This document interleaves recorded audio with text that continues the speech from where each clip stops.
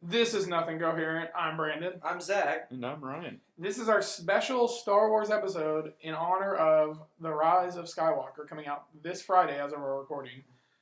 It's going to sound a little weird here.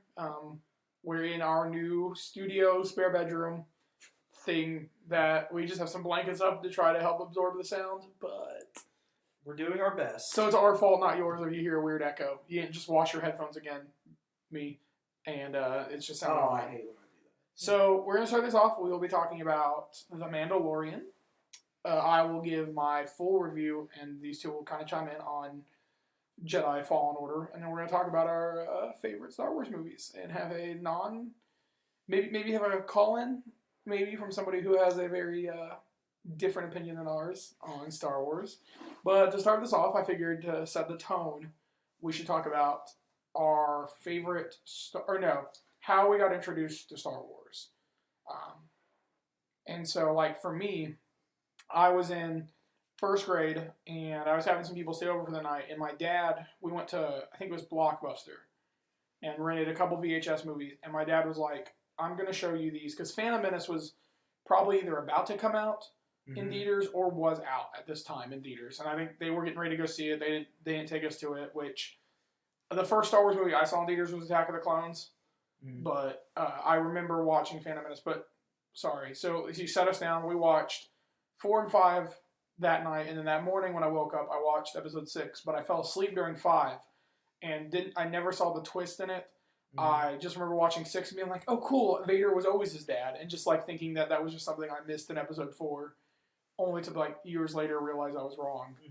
But like my dad was like, I remember being very adamant about how like amazing these movies were and how much he loved them. And I remember just watching 4 and 6 over and over and over again because of it. Like, I love these movies. Some of them are not great, which we'll get into, but like I loved them so much, and like they hold such a near and special place in my heart.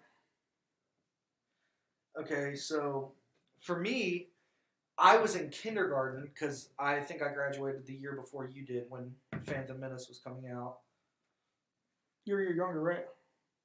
No. We're the same age. We're all... No, wait, what? Yeah. Oh, yeah. Yeah. Sorry. Anyway, so such a silly the boy. first movie hadn't come out yet, and me being a kid, I didn't know what Star Wars was at 5 years old. And we're at a book fair, and I have like $10 or $15 to get stuff, and I see this book, and it's next to all the Goosebumps books. More specifically, the Choose Your Own Adventure books. I don't know if you remember those, where like you would open the page and you would read the page, and then at the bottom be like, turn to this page to see what happens next. I thought those books were so cool as a kid. Yeah. And there was a Star Wars one, and I did not know what Star Wars was, but I was like, oh, this is cool. It's something different. So I bought it and I took it home. And my dad sees me reading this book, and he's like, how do you know what Star Wars is? I haven't shown you Star Wars. And I was like, I don't know. He was just at school. And he goes, well, I'm going to take you to see Star Wars then because you seem to like it. And so he took me to see Phantom Menace in theaters, and I loved it. I'd never seen a movie like that. And I was 5 years old, so that was the first Star Wars movie for me. And I'm really biased towards it. Like, when I think of Jar Jar Binks, I don't think of him as like this annoying character. I think of him as what that movie meant at the time, which was for kids. Jar Jar to me was hilarious. Yeah. Now he's not, but at the time he was. It was like my 6th birthday. My mom actually made me a Jar Jar Binks cake because I liked Jar Jar Binks. Now, Brandon talked about the Vader twist. I didn't know that Anakin Skywalker was Darth Vader. Wait, what? Right. When I was a kid, I didn't know that because, like, in the Choose Your Own Adventure book, Darth Vader isn't in the book that I had. And I'm reading it, and I know who Darth Vader is because I got a bunch of toys, and I was like, and people said that Darth Vader's the villain. I'm like, well, where's Darth Vader? He's not a villain. And my dad goes, oh, you don't know? Anakin is Darth Vader. And I'm like, what? No, he's not. Like, this is about the time Attack of the Clones is coming out now. Mm-hmm. And I was like, Anakin can't be Darth Vader. Anakin's the good guy. He's like, no, son, I'm telling you that Anakin is Darth Vader. and he doesn't realize that he has not shown me episode 4, 5, and 6 yet. And he quickly just looks down and is like, I just ruined this. And I was like, Anakin can't be the bad guy. Tell me you're lying. He's like, no, but by the end he's the good guy again. And I was like, this doesn't make sense. And then he was like, here. He like goes up into the attic and he brings out these old things called VHS tapes, which some people might remember what those are. And he sits down with me and we watch A New Hope, and then the next day we watched Empire Strikes Back, and lo and behold, Anakin Skywalker is Darth Vader. And I just remember crying and screaming that he ruined it for me. And I was just like, I never want to watch Star Wars again. I was so mad. And like for like 2 years, I had nothing to do with Star Wars. I was so frustrated. I was just devastated to know that like the kid from the movie, that the first Star Wars I saw, ended up being like the worst person in the world. Because I was like, Anakin's so cool. He races pod races and everything. And I'm like, this is awesome. He blew up a giant spaceship. And I was like, I want to be like that when I'm older. And then I realized that Anakin's kind of a piece of crap. So I'm just like, great, Dad. You ruined this for me. And I've never told him that I forgave him for that. Maybe I should. But he just wakes up knowing that. He's just still sad about it. But in a cold sweat, he's like, he's like standing over Zach while he's asleep. He's like, son, I'm sorry. But I distinctly remember thinking Han Solo was the coolest character ever when I watched A New Hope. I specifically remember watching the VHS version, and he just shoots Greedo in the bar, and I was like, yeah, I would have shot him too. Like, I actually said that. I was like, he was going to kill him. Like, he pulled a gun on him and everything, and I was like, Han Solo did nothing wrong. And I always will stand by that Han shot first. I don't care what anyone says. Han shoots first. But that's how I got introduced to Star Wars, was a Choose Your Own Adventure book, and then my dad ruined the Vader twist like right after we watched episode 1. Well, mine wasn't as interesting as Zach's story.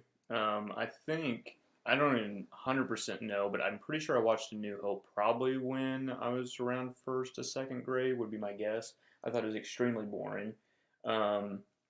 And then I actually don't think I got to watch Empire Strikes Back until a few years later. Mm-hmm. And I watched Last Jedi, or not Last Jedi, Return of the Jedi, a little bit after that. So I kind of knew that the whole ending, but I didn't realize like Empire Strikes Back, which is like the best one. Mm-hmm. So I didn't really care for him too much. But that was right when the prequels were all out and coming out and everything. And I remember watching Attack of the Clones, and I thought back then especially, I thought Attack of the Clones was like awesome, just because of the action. Well, yeah, I remember when I saw it in theaters, I remember at the ending just being like, yo, this is so cool. This is crazy. Oh my gosh, them fighting Dooku. And there are people that I remember like having discussions with them being like, tell me how good Attack of the Clones is and how much they love it because of the ending, and I'm like, yeah.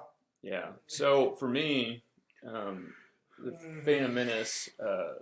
Phantom Menace was really cool with Darth Maul and everything. I just remember that, and that was when you had the little plastic lightsabers, and we thought were cool. But the other ones, $10 at Walmart, and they you popped could just, out, wouldn't go all the way back in and sometimes. you kill somebody with them. Oh, dude, I can't even begin to tell you how many different fights I have with kids in various different neighborhoods from moving around a lot. Yep, my brothers and we always would like fight out in the back, and we had a neighbor that I had so many different lightsabers that I had enough to do like 2v2v2 with blue, red, and green all fighting each other. That way you knew what team you were on. It was insane.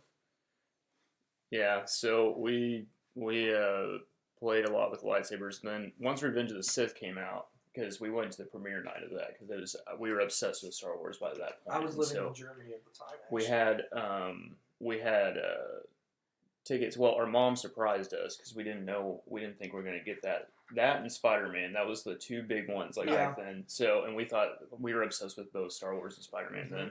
And so I just remember us getting to go to the Star Wars premiere for that night, and it was crazy. And I was obsessed with Revenge of the Sith. Even now, I think it's still one of the best. Yeah. But we just reenacted like the Obi-Wan Anakin fight. Yeah, dude. I mean, we thought it was the greatest thing ever. But I just remember the video games. We had all the games.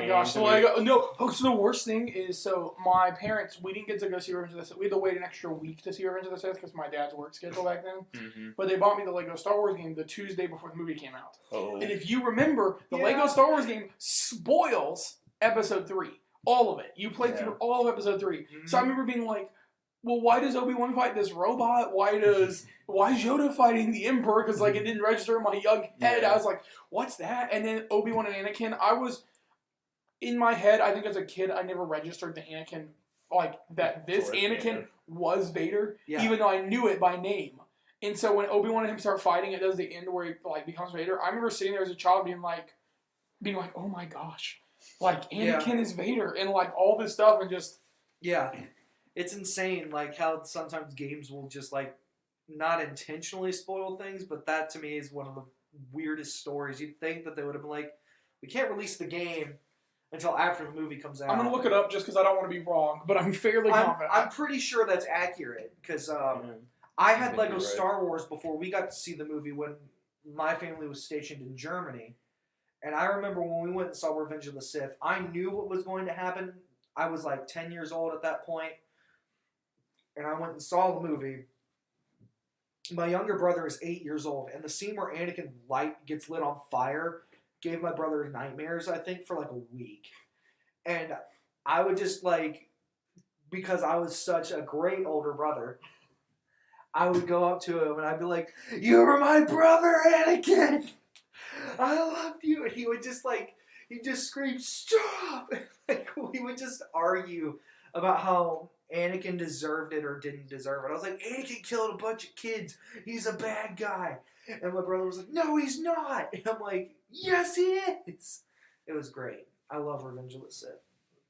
It's definitely one of the We'll talk about that at the end. So let's talk about Mandalorian. Okay. So we've talked about episode 1 and 2. So that was on our Disney Plus episode back a couple weeks ago. Yeah, at the time of this recording, and so 3 weeks ago, whenever Pokemon came out. Well, it's gotta be 4, right? Because they're 4 episode 3, 4, 5, 6. Yeah, we're on episode 6 for Mandalorian now. So we're talking about episode 3 through 6. Quick impressions, favorite moments. What is your opinion of the series so far? What do you think? Where do you think this could go? Do you overall? What are you just feeling? Well, besides if you get past the whole Baby Yoda thing, like everybody else can't, then if you're actually looking at the actual episodes per episode, I do enjoy the little adventures. It's almost every episode has its own distinct thing. Mm-hmm. It's still carrying on a little bit, but he's still working towards something. It was almost 2 months. Sorry, that's crazy that the game came out almost 2 months before the movie. I know. So, anyways, get back at it here. I think all the episodes. I haven't had a serious issue with any of them. I still don't like how short they are. That's my biggest concern is the runtime. I think episode 5. I don't know. We probably won't talk too much about spoilers, just in case people haven't got caught up on anything. But I will say I enjoyed episode 5 probably a little better than episode 6, just based off of just the story itself. I mean, just the little adventure that they go on. Mm-hmm. But out of the last 3 episodes, I would say 4 is probably my favorite, but my overall favorite so far is 3. I think 3, I think it's the best one for sure, but I think it's because it feels like the end of this story arc they were doing. Yeah, the Baby Yoda story arc. Yeah, and so that was like the payoff of episode 3, and that's been my problem so far is that people have argued with me, and I get what it is. I've come to terms with it after these 3 episodes because I kept being like, well, they're going to come back to doing this as a like there's going to be an overarching story. Yeah. But people are like, well, it's more like Samurai Jack or Cowboy Bebop, where it is. Yeah, it's like shows like that, and I feel like I'll just pick a random show. I don't know, The Walking Dead. Like by season 2, maybe even season 3, a lot of people were kind of tired of the overall story structure because it hadn't switched. And I feel like with just the way that Star Wars has been perceived the last 4 or 5 years, that if they didn't have a story that people absolutely loved, people would just be immediately shut off, versus doing it where every episode is its own story. You can be like, well, I didn't like that episode as much as this one.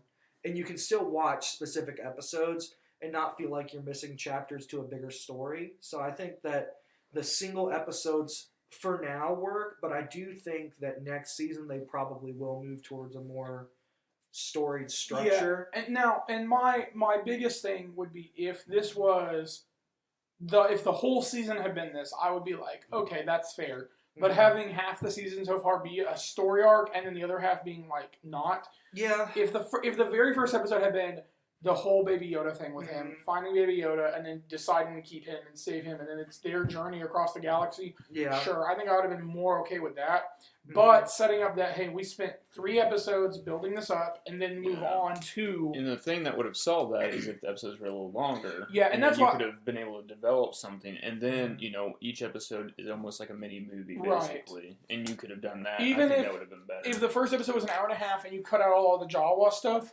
and that's what we talked kind of about it last time. Kind of waste, yeah. And that's my problem is, like, and granted that becomes the problem with any story arc. Yeah. Or any overarching stories that you're going to have episodes that feel like a waste. But in this way that they did it, there's not like an overarching story, even though episode 5 does tease part of the overarching story, which then when we went to episode 6, it wasn't addressed. I think that's why I didn't like episode 6 as much. Well, you almost feel... I feel like they're so time constrained on like what they're trying to push in. Yeah. It's like they don't even get that time to tease a little bit. I feel like the series probably would have benefited better from being like a 4-part miniseries. I think of a show like Hatfield and McCoy's where like each episode is like 90 minutes to 2 hours, and they just focus on like one overall theme that happened. They just have all these stories already written out or whatever. Right. Just like this little adventure, they want to be able to put those adventures in there because they're trying to build his character. So you're starting to get what I do feel like they're expanding his character very well per episode because each episode deals with a different theme.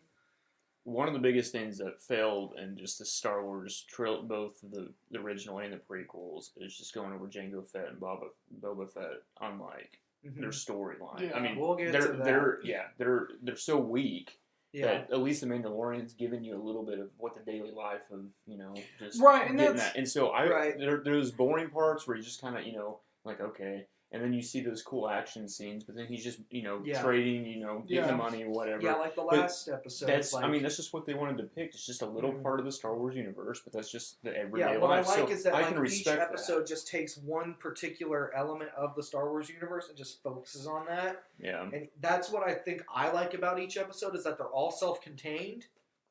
I mean, not like, for the most part. For 1 through 3 are not. Yeah. 4 on is... and that's my thing. My only problem is, in this regard, is this is not, and I get this is whole personal opinion. Sure. This is not what I would have done to introduce a Star Wars show. I would not have been like, hey, we're going to do this show that's very episodic. Yeah. As the first big Star Wars show that everyone knows has this huge, incredible budget that is rivaling Game of Thrones, if not surpassed it for most expensive television show of all time. To be like, this is what we want to show our platform. Yeah.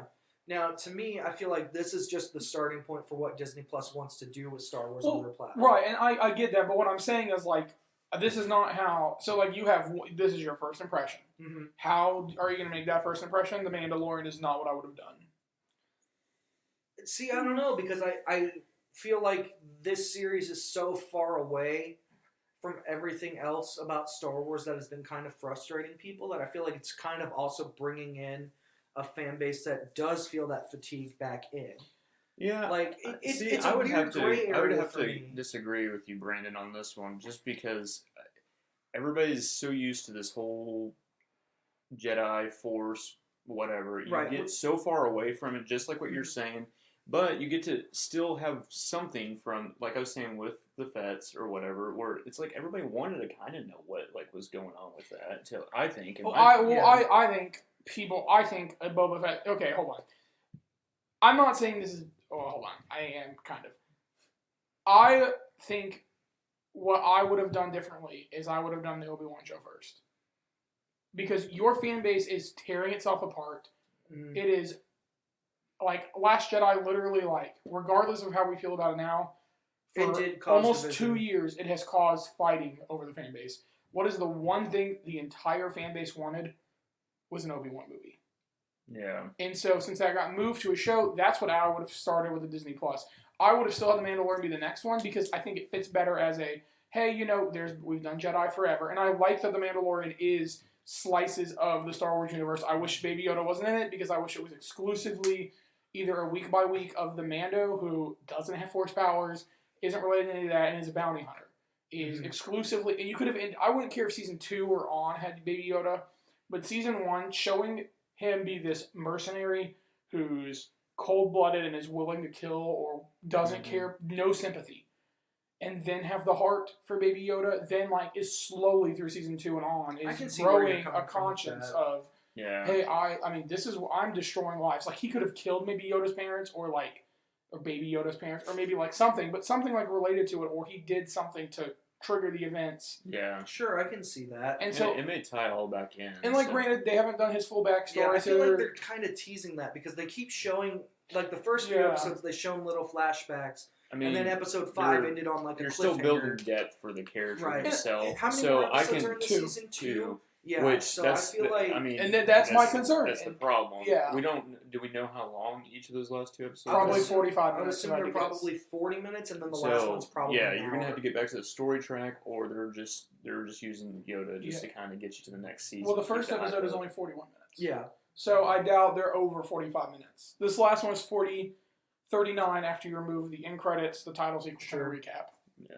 But it just blows my mind that like something like the Imagineering story, which is my favorite thing on Disney Plus, some of those episodes are an hour and a half to an hour and 40 minutes. Mm-hmm. And that is given the love and attention and detail that like I wish Mandalorian had to be like, hey, here, have all this time. Have all this time to do what you want and explore these and maybe condense some of the episodes and like... I think part of it too is, and we've talked about this a lot, and for whatever reason we keep on talking about the episode time, but I think it's crucial in this. I do too. I think it's like almost they go, hey, Disney Plus is coming out. We need to kind of. I felt like it was almost rushed. Like they were still wanting the quality and stuff, but it's like you almost just they had everybody write stories basically for it or write these lines. And they're just like, if we just hurry up, we can get a few of these episodes done in a few weeks basically and stuff. So I don't know. And right, and that's what I agree with. It's got 7 or 8 different directors. Yeah. No, it's 6. It's 6. Like each director, and then some of them did 2 episodes, right? Yeah, well, Favreau and David Fion, he's the guy who did Rebels and Clone Wars. They both co-directed 2 episodes. Yeah. But the girl who did episode 3 is actually the showrunner for Obi-Wan. Okay. So a lot of people are like, okay, that gives me hope because she did episode 3, which is debatably everyone's favorite. I haven't seen anybody say that it's not their favorite. Yeah. But, I mean, for all we know, the finale of Mandalorian could be amazing. Yeah, I don't think we've gone to the Taika episode yet either. So no. Which, I mean... But I also liked episode 4. Like, I thought the 7 Samurai callbacks and all that were... I enjoyed that. I think a lot of the themes and, like, the overall, like, tone of the show is great. I like that it, in some ways, is a lot like a Western. In some episodes, it's more like a Prison Break. And other episodes... Like, each episode has their own individual theme, kind of, dealing with a different theme that you would see in, like, a Western. Like, this last episode, I felt heavily hinged on the idea of betrayal. Like, each episode has, like, their own, like, motive and stuff. Yeah, like, I think it's just a storyline that Disney had, and they're like, well, we need something to come out with Disney Plus, something big, that had the Star Wars name to it, because it carries no matter what. To me, I feel like they were like, we could do Obi-Wan, but if we don't have a story, do we really want to do Obi-Wan right now? Well, and I'm glad that they didn't try to rush something with Obi-Wan if they weren't really ready, even though he's known for a while. It's just, I don't know. Well, they've known about the Obi-Wan show since a little bit after Force Awakens, because he talked about an interview 5 years ago. He signed something like that, yeah. He signed on to do the Obi-Wan movie, and then they kept delaying it. Honestly, I feel like that kind of works that they delayed it more, though, because Ewan McGregor has gotten a lot older. Yeah. So he's going to look more like that role in between episode 3 and 4. So he's gonna look more. Obi-Wan from episode 4 just looks so old. Yeah, I know. Yeah. They're only looks like he's like 80 years old. He does not age. The Obi-Wan character does not age gracefully. Yeah. Well, but I mean, that was the harsh sands of Tatooine. Yeah. Well, I was talking to somebody about like Yoda, because they were talking about how Yoda ages it so much. Yeah. Whatever. I'm like, well, I mean, you could make the case for the Force, like since he's communicating with the Force outside or with everything else. He was already like 800 years old. Yeah. Let's be honest. So whenever you're getting that old or whatever, and then at some point age is you're just still using the Force to kind of communicate with Yeah. whatever's going on out there, it probably takes a bigger toll. And I mean, Luke literally is the definition of that from the last movie, just because the Force literally killed him basically. So and the most Jedi thing ever. Yeah. We'll get to that. So I do want to say that overall, I mean, looking back when we finish season 1, I probably will have a different opinion. And we'll see where we end up there too. Like I don't want to say like definitively how I feel about it. But I do enjoy the show. I do look forward to every Friday when I get off work. That's the first thing we do. Yeah. Now, they've announced that there is going to be a season 2. They announced season 2 before season 1 even came out. Right.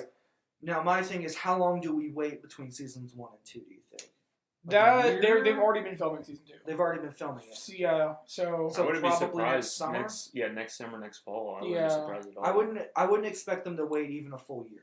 If they're going to just film stuff in between seasons, that way they can just have content rolling out on Disney Plus as often as possible. I wouldn't be shocked. Well, I think the main thing will be is that they'll want to have a big show. Mm-hmm. I think this first couple weeks, or this maybe first couple months after Mandalorian ends, will be the longest stretch that we don't have a Marvel or Star Wars show airing weekly. Because I think it'll be probably Mandalorian season 2, and then they'll kick in the Falcon and Winter Soldier, and then it'll just be nonstop, alternating or both of them at the same time. Because I think Marvel can put out more shows than Star Wars can, because Star Wars has already had the oversaturation problem where people are just still craving more Marvel, which blows my mind. I honestly expected Marvel to start to slow down a little bit. Oh, but I do too. After Endgame, I was like, this is going to Wars be. talk. I was like, this Marvel, is going to be the drop. I'm a little worried about Marvel's future, to be honest, but that's a whole different. Yeah, we'll see.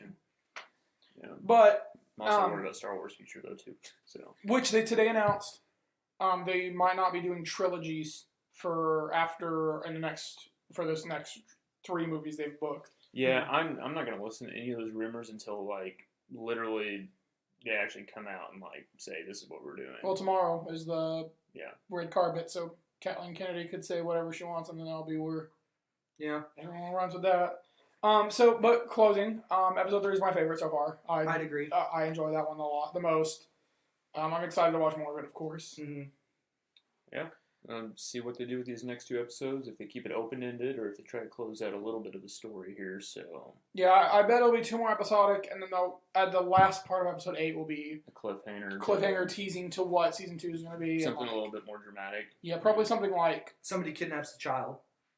That, or like the hidden figure we saw in episode 5 being like with his group, because Zach has the theory that they'll get a group together to combat the Mando, and he'll get the Mando and we'll have his group. I had a theory that I mentioned to a friend of the show, Jake, and I was like, episode 5 took place on Tatooine. And I'm really worried that some particular character it's is going to be Boba coming Fett. back. I remember the internet. I was like, if Boba Fett comes back and it's Mando versus Boba Fett, and we actually give Boba Fett some sort of character, like, for the love of God, please give him more than 5 lines. And that would be the best thing that could happen to this franchise. Boba Fett's like, I'm here to kill you, and he gets shot by the Mandalorian, and it's done. No, I feel like what would happen is Baby Yoda just grabs Boba Fett and just crushes him into a ball and flings him back into the Sarlacc pit. And we just see, like, the rotting corpse of Jabba the Hutt just in the background. And, like, that weird, like, giant sand thing that 3PO saw in A New Hope. And he'll be like, oh, what is that? And then he shoots it, and they just leave. Like, I don't know. I did like episode 5 for going back to Tatooine, though. Like, when they were like callbacks, like, they go to the Cantina bar. When he's like, what planet are we on, Tatooine? I leaned over to Taylor and I was like, we're never getting away from Tatooine. No. Tatooine is the most important planet in all of Star Wars. That random planet just always keeps on just getting. I know. Everyone in the Star Wars, like Luke and Anakin talk about it. They're like, this planet's so pointless and useless, blah, blah. And Star Wars is like, we gotta just keep going back to Tatooine, guys. Well, that's because when you go back to Tatooine, people think about all the great moments that have happened there. Like, Luke's aunt and uncle dying. I was gonna say, Luke's aunt and uncle being burnt to a crisp. Who doesn't love that? No more blue milk for Luke. Anakin's mom going into sex trafficking and getting murdered. Anakin slaughtering the Tusken Raiders like animals. Dude, if I lived on Tatooine, I would just be like, you know what, I'm out. You're probably a slave, Ryan. You can't just leave. Yeah, that's probably true. Chuck Watto. So, let's move on to games. Let's move on to Fallen Order, which is hot right now because it wasn't nominated for Game of the Year at the Game Awards, so there's a lot of controversy behind that. Is there controversy behind that? There is, because it came out. So review copies came out 2 days before voting ended for Game Awards. So people argued that. So the last day to vote was on November 15th, which was the launch day of Jedi Fallen Order. Mm-hmm. Most people turned in their voting. The judges turned it in the week before. And so they're like, well, we didn't have review copies for Star Wars. So you got to kind of blame EA for some of that. But I don't think it would have been. I don't think it's worth Game of the Year. At least compared to what the other 5 were. It wouldn't have won. People were just mad it wasn't nominated. Well, I mean, I'm gonna try to be kind here because I've only played like the first 2 to 3 hours. I struggled to have fun. The game. But the beginning of the game though is I will say the first 2 planets. Yeah. Right. Well, so the intro. So how far are you? I'm probably at the last couple hours. I'm guessing 3 or 4.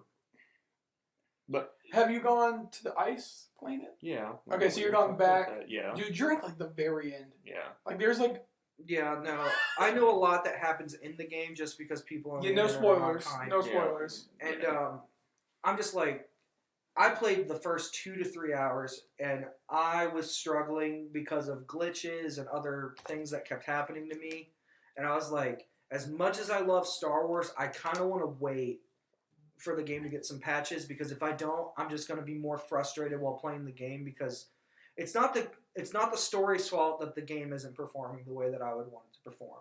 Yeah. I had several different issues where I would be climbing up a wall and I would just slide off or I would fall through the floor and I couldn't get back and I'd have to reload a save from the last time I meditated and it was a while back and I was like, I just lost 45 minutes. Yeah, I lost 2 hours because I was random drops. Yeah. And I was like, I'm done with this. I can't play this right now. I was frustrated. I want to be kind to the game because I do think that there's a story there that I would actually really enjoy. Yeah, though predictable because unfortunately when it takes place, and so you got to be like. Well, I mean, it takes place between 3 and 4, so you have to have some level of expectation with what we know about Star Wars. But for me, I'm just I probably should just refrain because I haven't played enough of the game compared to you two. So I'm just going to be quiet. But bugs is one of my biggest complaints about it. Regardless of if they can patch it, I mean, they released this game like this, and there are several moments where I'm like... Functionality is critical in a game like this, too, where you have so much action going on. And so, I mean, and the thing is it almost wears you out, because if you do have to go back... Yeah, oh my gosh. This is a game that... You have to really put your head down and actually grind through some parts. Dude. And if you don't, then I'm one of those people, and there's parts in this game. If it wasn't Star Wars, I may have dropped the game. I felt that way too. I think that's the universal argument. If this was not Star Wars, this would have reviewed probably at about a 4.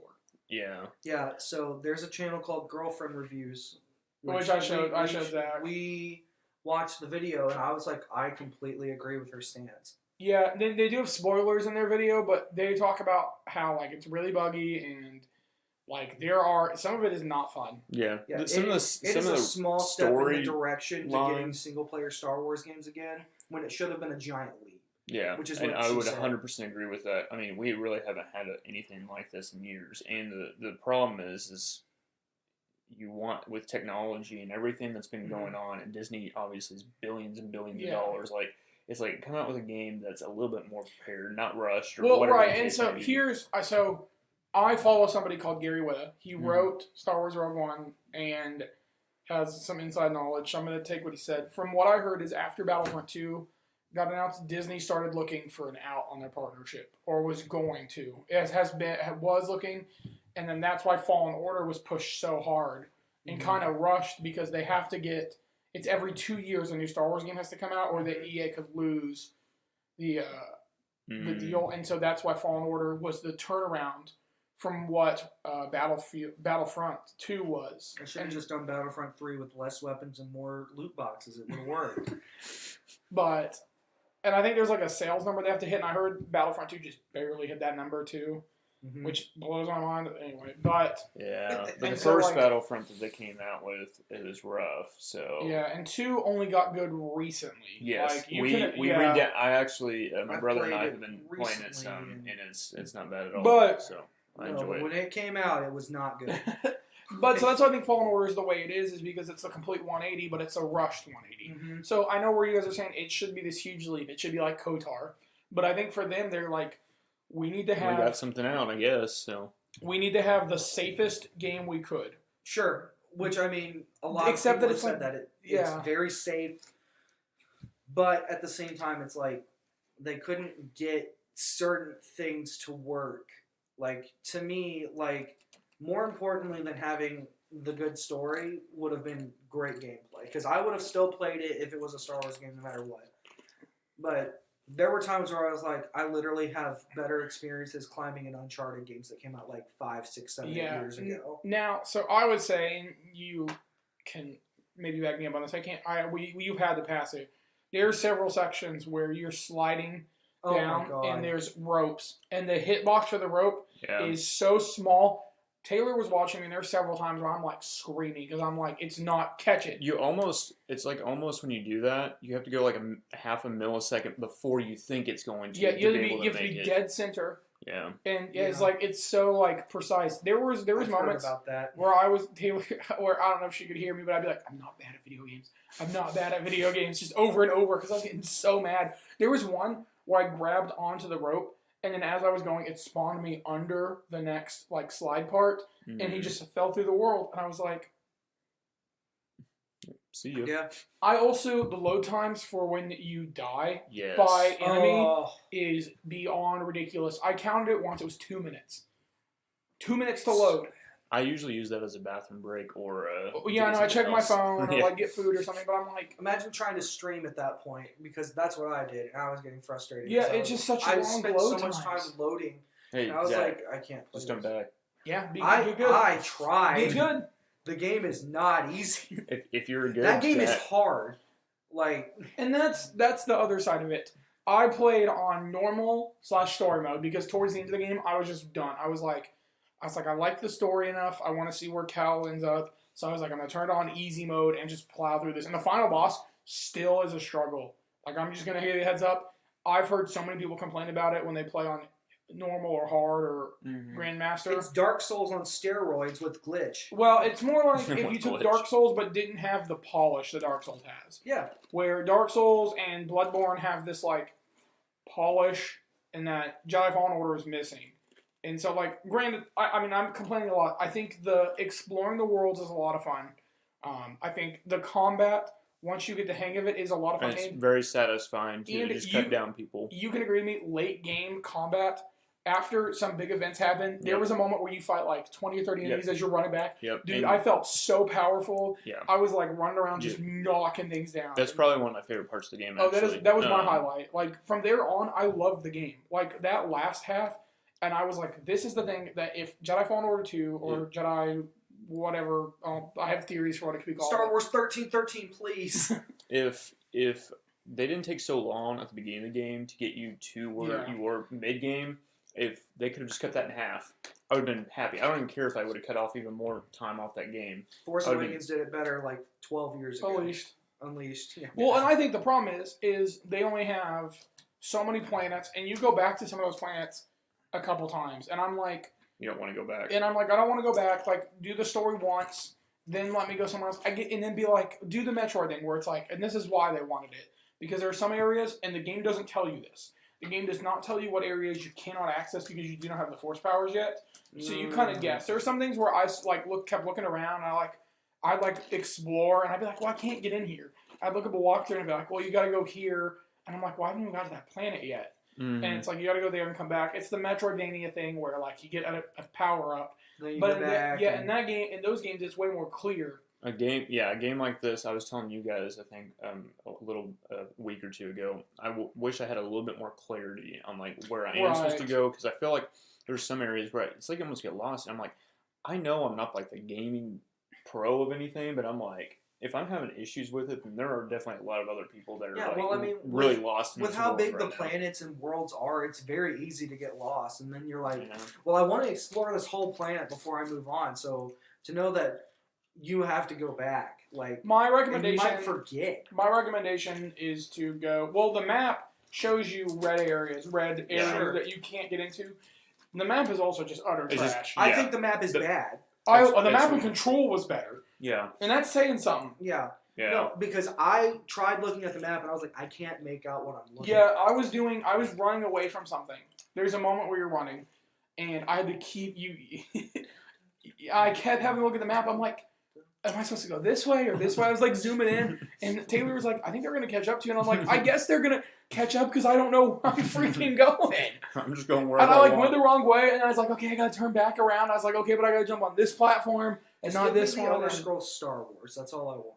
I think that's what everyone wants. Everyone just wants KOTOR again, which blows my mind because EA owns BioWare. Like, it would have been not that hard to be like, hey, release Dragon Age 4 later and do Star Wars now. And done Mass Effect Andromeda or Anthem, done Star Wars. Like, it blows my mind. I know. They probably started on Dragon Age already, though, I'm guessing. Well, they've been doing Dragon Age since Dragon Age Inquisition. Yeah. But what they did Anthem same time, they had 3 development teams. They had Mass Effect Andromeda, Anthem, and Dragon Age, but they had to take the Dragon Age team to fix Mass Effect and Anthem. So we that's just why need another Star Wars tournament fighter is what we need. Like, do you guys remember Master Terrakasi, that bad PlayStation 1 game? Yeah. There was potential there, and they tried to do that again in Star Wars Episode 3, Revenge of the Sith, and I had fun with that game. And I'm just like, if you had, like, an actual story, like, type fighting game, kind of like Mortal Kombat style or Injustice or whatever, could you imagine having, like, an actual, like, tournament fighter with Star Wars? Like, I'm surprised we haven't got another one of those or another racing game. Like, I feel like Star Wars is wide open for pod games. racing. I just want a Mario Kart pod racing game. Yeah, but like with how big Star Wars Modernized. is, you think there would be more video games right now with how prominent gaming is in But the world. the issue with the rights, though, that was probably the number one thing that kind of blocked from everybody having. I bet you EA paid a crazy amount of money that we will never know, and it was probably in the billions. Probably, and the problem is EA doesn't do enough with the license, in my opinion. Yeah, well, they don't, but they can though. But EA, I mean, they haven't really made that many good games. They make a good game every couple of years, and most of the time the good ones get unnoticed. Titanfall 2, for example, is debated as one of the best shooters ever made. Yeah, no one plays it. I know. And it's free on PSN right now. If you have PlayStation Now, you better freaking or PlayStation Plus. You better freaking download it. I've heard the story is incredible. Like, I actually didn't know that, so I will do that when I get home. Yeah, but that's like the thing is like they have Respawn and BioWare. They're buying up more development teams, which I feel bad for those teams. But like all the good, like they need to like. I think Disney needs to pull back when they do the gaming renewal, whatever, and be like, hey, we're gonna just license out Star Wars games. You can pitch us your Star Wars game. Yeah. And then we'll let you pay a blank amount. This is why they shouldn't have gotten rid of LucasArts. Yeah, but that's a discussion for another time. But I guess let's wrap up Fallen Order for me and Ryan. I recommend you go back and play it though. And this is going to be my overall recommendation. The first 2 planets, and you'll know basically when you get the main quest for the story, that would be the next planet, which I can't remember which one comes out. I just want to get to the Wookiees. You don't want the Wookiees. They look so bad. I know. Hold on. The Wookiees have to be one of the most worst animated character I've ever seen in a video game in my life. I've seen it. They're so inaccurate. Dude, I don't even know what's going on there. It blows my mind how bad some of the stuff looks in this game, and that's what I'm saying. If this game had, and that's what some people are like, well, you know, even if they just had a couple months to fix the bugs, well, some of the bugs aren't the issue. It's just things like that. I watched a Wookiee drop through the world too. That was one of my favorites. There were so many things I wish I just screenshot. I just kept on getting Snapchats from Brandon just to stream Wookiees. all of the games, so I just have all my glitches in a compilation at some point. But I do want to say something because somebody who we know who I don't think listens to the podcast on them said that they played on the Xbox One X and it did not have any issues. And I know somebody else with PlayStation 4. It also said they have no issues, but I listened to enough podcasts where the PS4 is not the only console that has issues. I'm just unlucky then. Well, see, I don't think I had as many issues as you did. Which blows my mind because I have a freaking Pro. Yeah, but at the same time, maybe I just missed. I mean, there's definitely stuff, but you just kept on sending more and more. I was like, what's going on right now? You just kept sending them every time you were playing. I would have thrown my PS4 across the room. Oh, I was getting mad. The worst one is that there's a moment where I had gotten a great run. I've been doing a lot of cool things, and the game was I was ready to beat it. I would have beaten it that night. Mm-hmm. I dropped through the world and lost an hour of play, and I was I could see, so the exit was up here. Oh, I remember. Yeah, it's up here in the corner, and I'm I can't. 300 feet below. Yeah, I'm I can't reach this, and so I have to reload. I had to completely turn off the PlayStation, and hard reset. I'm this is ridiculous. And I'm like, granted, I was like, maybe I could wait a couple more weeks and beat the game.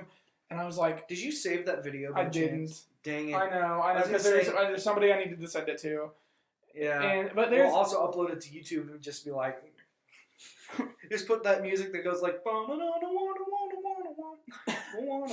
like just for all the glitches. But like, it's just so crazy that like they saw I force pushed a group of stormtroopers and they fell through the bridge and then they're all running and they still have their dialogue of like, get him and all this stuff. And they can't do anything. Yeah, and they're all just running in place.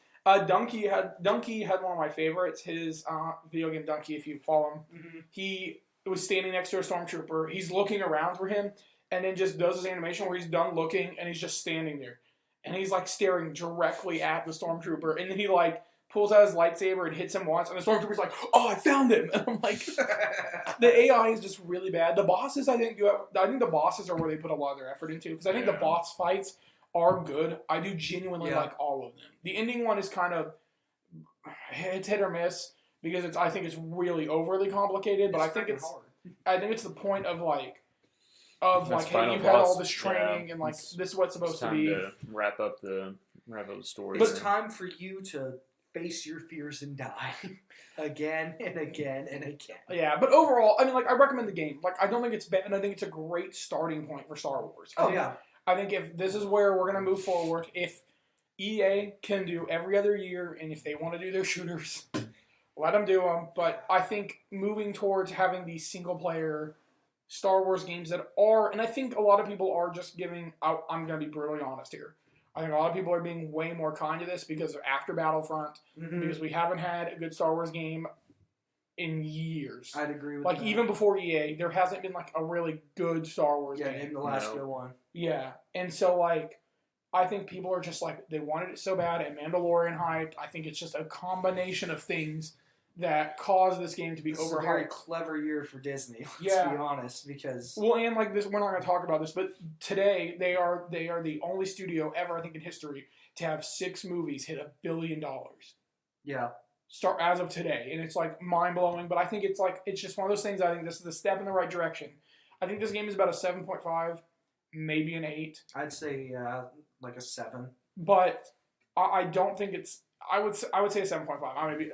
I'm going to be kinder than what I would because it's Star Wars. I think that's part of the appeal. I do think hardcore fans will really like it because it explores the world some more, gives more some new Jedi room to breathe, more stuff with the Inquisitors, and then like getting to see more of that because like they were some of my favorite parts of Rebels, and so it was like getting to see more of them is awesome. Getting to see them fight, getting to see like more of their backstories. It's cool. I think the world gets to be expanded in an awesome way. But I do think the game has significant problems. Yeah. And I think some of the world is just not interesting. I would probably give it a 7. Obviously, I still have the final boss fight. I'm pretty sure that's all I have left. But I would go ahead and confidently give it a 7. If the boss fight or whatever is just poor or whatever, maybe a 6.5. But honestly, I'm going to echo off what Brandon just said. I mean, it's still a fun game. To an extent, if you have issues with keeping track of, if you get thrown back a lot and you have to reset, whatever, if you're not a grinder through story type games, then this is not the game for you, unless they fix a lot of stuff. Yeah, which I've heard the patches have been coming out. So, I think by the time everyone gets to play it, let's say January, probably be a different a lot more beast. Smoother. But yeah, I'm waiting till around. And my big thing is every time you can meditate. Yep. Like. Especially later, that's in. Oh my gosh, that's the only way to save. And I meditate every chance you get, or you're gonna be mad at some points. Yeah. Yeah. But overall, it took me a little bit to get Cal's character just because the actor. I just recognized the actor from other things, and that kind of bothered me for a little bit. I do think he's a little too goody two shoes. I think by the ending, I'm more okay with him, but I think he's too positive. Yeah, if that makes sense. You're in a torn world. Yeah, he's been on the run for years. 5 years. No, I think Sarah. I can't. I don't know how to pronounce her name, but I know who you're talking about. Yeah. His mentor is, I think, a much more interesting character. I think she's way more compelling, and I think that's the unfortunate thing with Cal, is she's next to her. With Cal is the supporting cast I really like. Greasy as well. I think he's a nice edition. And I think they do enough, and I won't spoil things for Zach. I think they do enough to set up cool things. Yeah. Yeah. Oh, I do want to shout out one thing. So I'm going to try to keep from spoiler vague. So eventually bounty hunters come fight you. Mm-hmm. Those are my favorite fights. Yeah. Outside of the boss fights, I like any moment they showed up, except for when they showed up during the story beat, and I forced push both of them off and they died. Because I was just like trying to get out. And they were like standing on the edge and like, they'll never, oh my gosh, force pushing things off of ledges. Like the Purge Troopers, Yeah. and all of them, they're like Jedi killers. They're like, I've trained my entire life, and you're just like push, and they're just off. It's like my favorite thing. Like I do genuinely like that. It's a lot more about realism. Yeah. It's how easy it is to kill somebody. Well, and I do like that. I do like that the lightsabers, like on like standard stormtroopers, are one shots. Like, yeah, it should be. I mean, Yeah. Why would? How could they survive that? yeah. I do want to give one other complaint. This is my last thing on it. I feel like to some extent you're unnecessarily fighting bugs a lot. Oh yeah, That's true. That's And true. There's a creatures lot that of I'm like- creatures and insects that I don't care about that I've never seen It's before. like, I mean, I feel bad that they have such an insect problem. Like Oh, I know. everywhere. Every planet. I'm like, where are all these bugs coming from? Well, there's an effect. We brought all these bugs back with us to try to raise them for the Empire, and it's like, that's not. I wish that was the story beat so bad. Yeah. I wish that was their stupid thing. They're like, That yeah, was we're the trying to whole train thing. all the bugs. We're trying to train all these bugs. To take over to the universe. Yeah, at least the droids, like when you fight them, make way more sense and like things like that. But I'm like, man, every time I fight a bug, I'm like, this is kind of stupid. And especially, anyway, I won't get into it anymore. So let's move into our final topic here. And maybe we have a bet. We have to do a bet too because we got to do opening weekend predictions. Except I have to talk about something. Okay. Avengers Endgame. Somebody at this table has not done his punishment. Oh, that's And has right. not watched Hellboy. So before we see Star Wars on Thursday, I expect our lovely, lovely co-host Ryan to watch Hellboy because me and Zach have watched Hellboy 2019 and Ryan has not. But I will take another bet today, and we can make it maybe double or nothing. Ooh. Of Wait, do I have to watch Hellboy twice if I lose? oh my god, No, that's not what Dude, it is. No man. What- you have to see Cats with me Ooh, Friday. Friday, What time? 4:05. Wait, how would you? Well- but opening weekend won't be done, so you can't. Really Oh yeah, do you're that. right. I Yeah. can't think on that. What's that one movie that's coming out in January about the two women who are like starting a business, and Selma Hayek is in it, and some other people, Boss Lady or something like that. Oh yeah, We made that joke when we went to see a movie. We were like, "That's the new punishment. That can be the new punishment." It's a chick flick, and one of us will have to see it because none of us want to watch that. So we'll discuss what the punishment will fully be if we do this. But you can double or nothing for what you think. Oh, we're gonna actually set some different rules because that Zach's right. If he gets the middle, that's Then I stupid. just can't lose. Yeah, well, so we're gonna have to change how this is done. So it's gonna have to either be the bottom two. Mm-hmm. Yeah, high or low. Yeah, be like whoever's the closest wins. Yeah. Or Because I just went dead middle and I just couldn't lose. be like there has to be some. We'll have to figure it out, but we'll figure out that in a minute. But our lovely associate here has not watched. He hasn't served his punishment. Has not watched Hellboy, and I have not forgotten that. Well, Because no one thought it was going to break 300 million, and no one thought it was going to break 350 million. So, so let's talk about Star Wars. Let's talk about your top 11 Star Wars movies of all time. And so let's kick it off with the bottom. Number 11 for me is the Clone Wars movie. And I actually have... Zach has 8 pages of notes for this episode. He He wrote out 8 pages. It's mostly just bulleted like things. But He's the most... you have a PowerPoint. no. The bad is that for me, the plot just is not interesting for a movie. Like, it clearly was just the TV show episode that they wanted to release, but they were like, let's put this in theaters. People will go see it. I feel like the animation for the movie doesn't look as good as the actual TV show, and that's just because they have more time to refine the animation style that they wanted to go with for the Clone Wars as a series. I feel like the dialogue in this movie is just as bad as the other Star Wars movies, because dialogue is like one of the weakest points for Star Wars. Let's all be real here. Dialogue in Star Wars is bad at times. Yeah, it can be. And my final negative point is that Baby Yoda is just way better than Baby Jabba. Like, by a long shot. Like, let's be real. Baby Jabba is gross looking, and I hate him.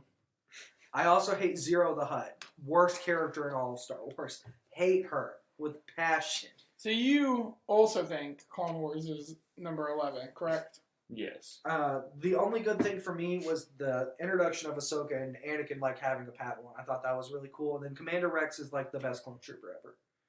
But yeah, that's all I have to say about our number 11. My number 11, sorry. Yes. I'm trying to think of anything that you didn't say that. Well, I'm sorry. Like I literally sat down Um, today when he was like, "You got to rank all the movies." And I was like, "Well, I have good and bad things for each movie." Because I mean, I like the show. Obviously, yeah, I love the it's show. Just the movie didn't really justify the show at all, or the show didn't justify the movie. However you what want it to look was at it, is but that they did like the first 3 or 4 episodes, and then they were like, "We could just make this into like an hour and a half movie and just release that." yeah, it just which didn't, is essentially what I don't they did. know. It was whatever, but I mean, I don't. I have a hard time even putting it on this list. Just like compared to everything. I mean, if it wasn't, it was gonna be number 11 for me, just based on the principle that I've only seen that movie twice, and both times I saw it, I fell asleep or I was just uninterested. Yeah. I was like, this just doesn't work for me. It doesn't look good. It hasn't aged well compared to any of the other Star Wars movies to me. And one of them came out in 1977. Oh, we can argue this, but yeah. So I'm gonna say my number 11 is Attack of the Clones. I think it's worse than Clone Wars. All right, let's talk about this. I think, for me, so here would be my thing. So I'll talk about Attack of the Clones real quick. I think it is a boring dumpster fire of It's pretty bad. awful dialogue, of terrible character motivations, and there's only really one good scene in Attack of the Clones, and it's the ending, and that's debatably good. Yeah. That's like debating if I'm willing to defend every Star Wars movie except for this one. Yeah. Like when people are like there are no bad or when people are like some of the Star Wars movies are bad, I'm like one of the Star Wars movies is bad. Attack of the Clones to me is just such a failed attempt of trying to be like of George Lucas, who is not a romantic, and him trying to be like, well, I know how to write these two characters that are going to fall in love. And you know the moment she falls in love with him? When he slaughters this group of people. He slaughters the Tusken Raiders. Yeah. And not just the men. The women and children. And the children, too. They were like animals. And Anakin slaughtered them like animals. I'm peeking really bad. It is just so mind-blowing that, like, no one stopped Lucas. And I don't know. I mean, I really enjoy at the very end when they're just looking out into the water, after they get married and... I don't know. It's just my two positives. I'm being sarcastic. I have two positives. The score, because there's the love song that plays with him. I do think the music in Attack of the Clones. But I think John Williams saves Attack of the Clones. But that's it. And I think the ending fights are cool because I like seeing Dooku.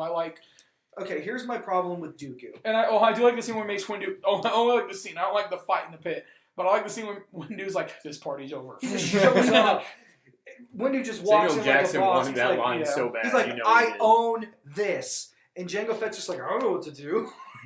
He's just standing there. He could have shot the Jedi. I think making Boba a clone is another problem I have. Yeah. And then making young Boba is, to me, worse than young Anakin, like, by far. But I think it's just because he's so underutilized. Like, right. He has nothing to do. And then it's like, just there. Yeah, it's like, okay, here's an Easter egg for Boba. Yeah. And it's like, okay, cool. Well, where's this going to go? Because Boba Fett doesn't have much of a character. Right. So the thing is, Jango Fett dies in one of the coolest ways in all of Star Wars to me. Like, his death is awesome. I love, like, they're all fighting in this giant arena, droids and Jedi. Yeah. Like, that charge scene, like, when that came out, like, the first time you saw that, you thought that was cool. Let's all be honest. We thought that was awesome. Mm-hmm. Like, that whole scene in the arena on Geonosis, I think that's the name of the planet, right? Mm-hmm. Like, that scene where the Jedi show up and they're just, like, there to throw down with all the droids. Like, that's awesome. And, like, Jango Fett gets his head chopped off. We hadn't seen somebody get decapitated in Star Wars yet at that point. I'm pretty sure. Like, that hadn't happened. Like, that was, like, the most brutal death, and Samuel L. Jackson's character, like, killing him like that was just... that had never been done before. And Jango Fett was, like, this villain that stood toe-to-toe with Obi-Wan earlier in the movie. You don't count droids. Yeah, I mean... I feel like... I think in the Phantom Menace... Well, yeah, but I guess, but, like...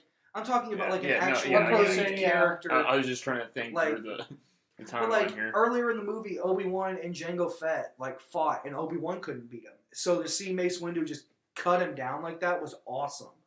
Like, and yeah, Yoda lighting up to fight Count Dooku is pretty cool, but like everything else about the Well, that movie was your is not true good. first Yoda like Yeah, fight, or him doing something. Because we hadn't seen him use a lightsaber before. Exactly. Yeah. Yeah. but like the biggest thing for me is that the explanation of the clone army is so bad. And it's not. It sucks because like the explanation for it, the only one that like I explained it to Taylor afterwards, because it's not explained in the movies. Yeah, It's explained in the very expanded poor. lore that is no longer canon. Yeah, it's almost like it's Yeah, the prequel. That whole, Sifo-Dyas creates the army and Because it's he like- was scared, because he got a vision that the Republic was going Yeah. to fall. Yeah, But it was because but he of read him. it wrong. Yeah. and, yeah, and it's just like they create this army, and the Jedi are like, the Jedi didn't approve this, but hey, we're gonna use this army anyway. Yeah, we're like, like, oh, hey, we got a bunch you of know what, slaves. we got these people here who are gonna fight for us, and it's like, I mean, they could have flipped the plot where literally Darth Sidious just behind everything. Well, he was. Him and Dooku. Yeah, was. yeah. And that's the thing. They messed with But- the but prophecy. But They it's- could have like actually like tied it in. Yeah. Attack of the Clones could have been the most important movie in the entire franchise in terms of setting up Anakin's descent in Episode 3, and they completely failed to do yeah, I feel like, and the relationship between Anakin and Obi-Wan, non-existent. Yeah, because You want me to Obi-Wan- believe- This would have been the episode to tie them together as Yeah, a right. lot better. Well, like, he should the have. problem I is think that- Anakin, instead of being all lover boy or whatever Mhm. with Padme, Should have been with Obi-Wan. with Obi-Wan when Yeah. he went out to fight.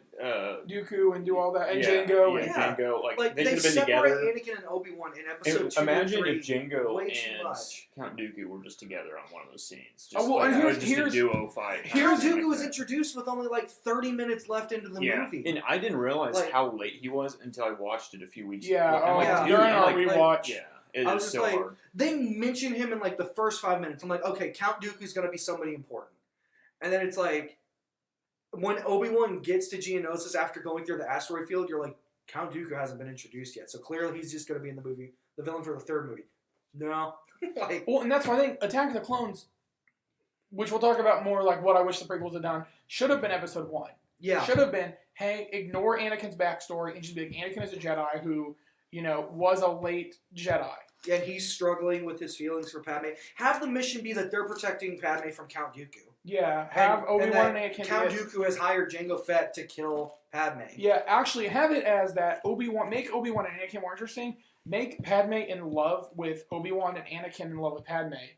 And have it be this love triangle where Obi-Wan is so set in the Jedi way that he's not going to go for Padme. Yeah, sure. But Anakin keeps chasing Padme down over and over And again. that adds even more And that anger adds to anger the because fight. he's like, to I love her, and Obi-Wan doesn't. And he's See, just like, I think treating it's her. super hard too because like even the Anakin Obi-Wan fight, it's like Anakin just has so much anger Yeah. towards him. But it's like almost unlike stupid anger. It's like, come on, guys. But so let's get. So then number 10 for me is Clone Wars. I think it's fine. I enjoy it more than Attack of the Clones. My debate here would be what I would rewatch, and I would rewatch Clone Wars any day over Attack of the Clones. Now, granted, I would not watch either one of these over the rest of them we're going to talk about. Sure. But I hope that is my only stance on Clone Wars. I understand it's not great. I understand where it kicks off of the series of the Clone Wars that is beloved. But like for me, that's just my stance on it. I would rather watch Clone Wars than Attack of the Clones. my number 10 is Attack of the Clones. Yeah. Yeah, So me too. we've flipped them basically. So I mean, I'm not gonna say too much more. It's crap. And, Yeah, we don't like it. It's there's objectively the worst. There's a lot of politics involved, especially in Phantom Menace that Which kind of is ties in.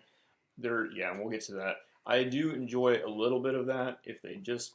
Anyways, we won't get too much into the Phantom Menace politics, but the whole love thing, if they cut down that like 90%, Yeah. and like, hey, yeah, he still has the hots for her, even though it's kind of weird that See, he's the just a little deleted boy scenes last. for Attack of the Clones are actually better than the scenes that are in the final Yes, cut. there are Like a the few ones where deleted like, scenes that I the wish ones he where would have like put in. Anakin meets her parents and he talks about like his future goals and everything, and like they're actually establishing some stuff for Anakin.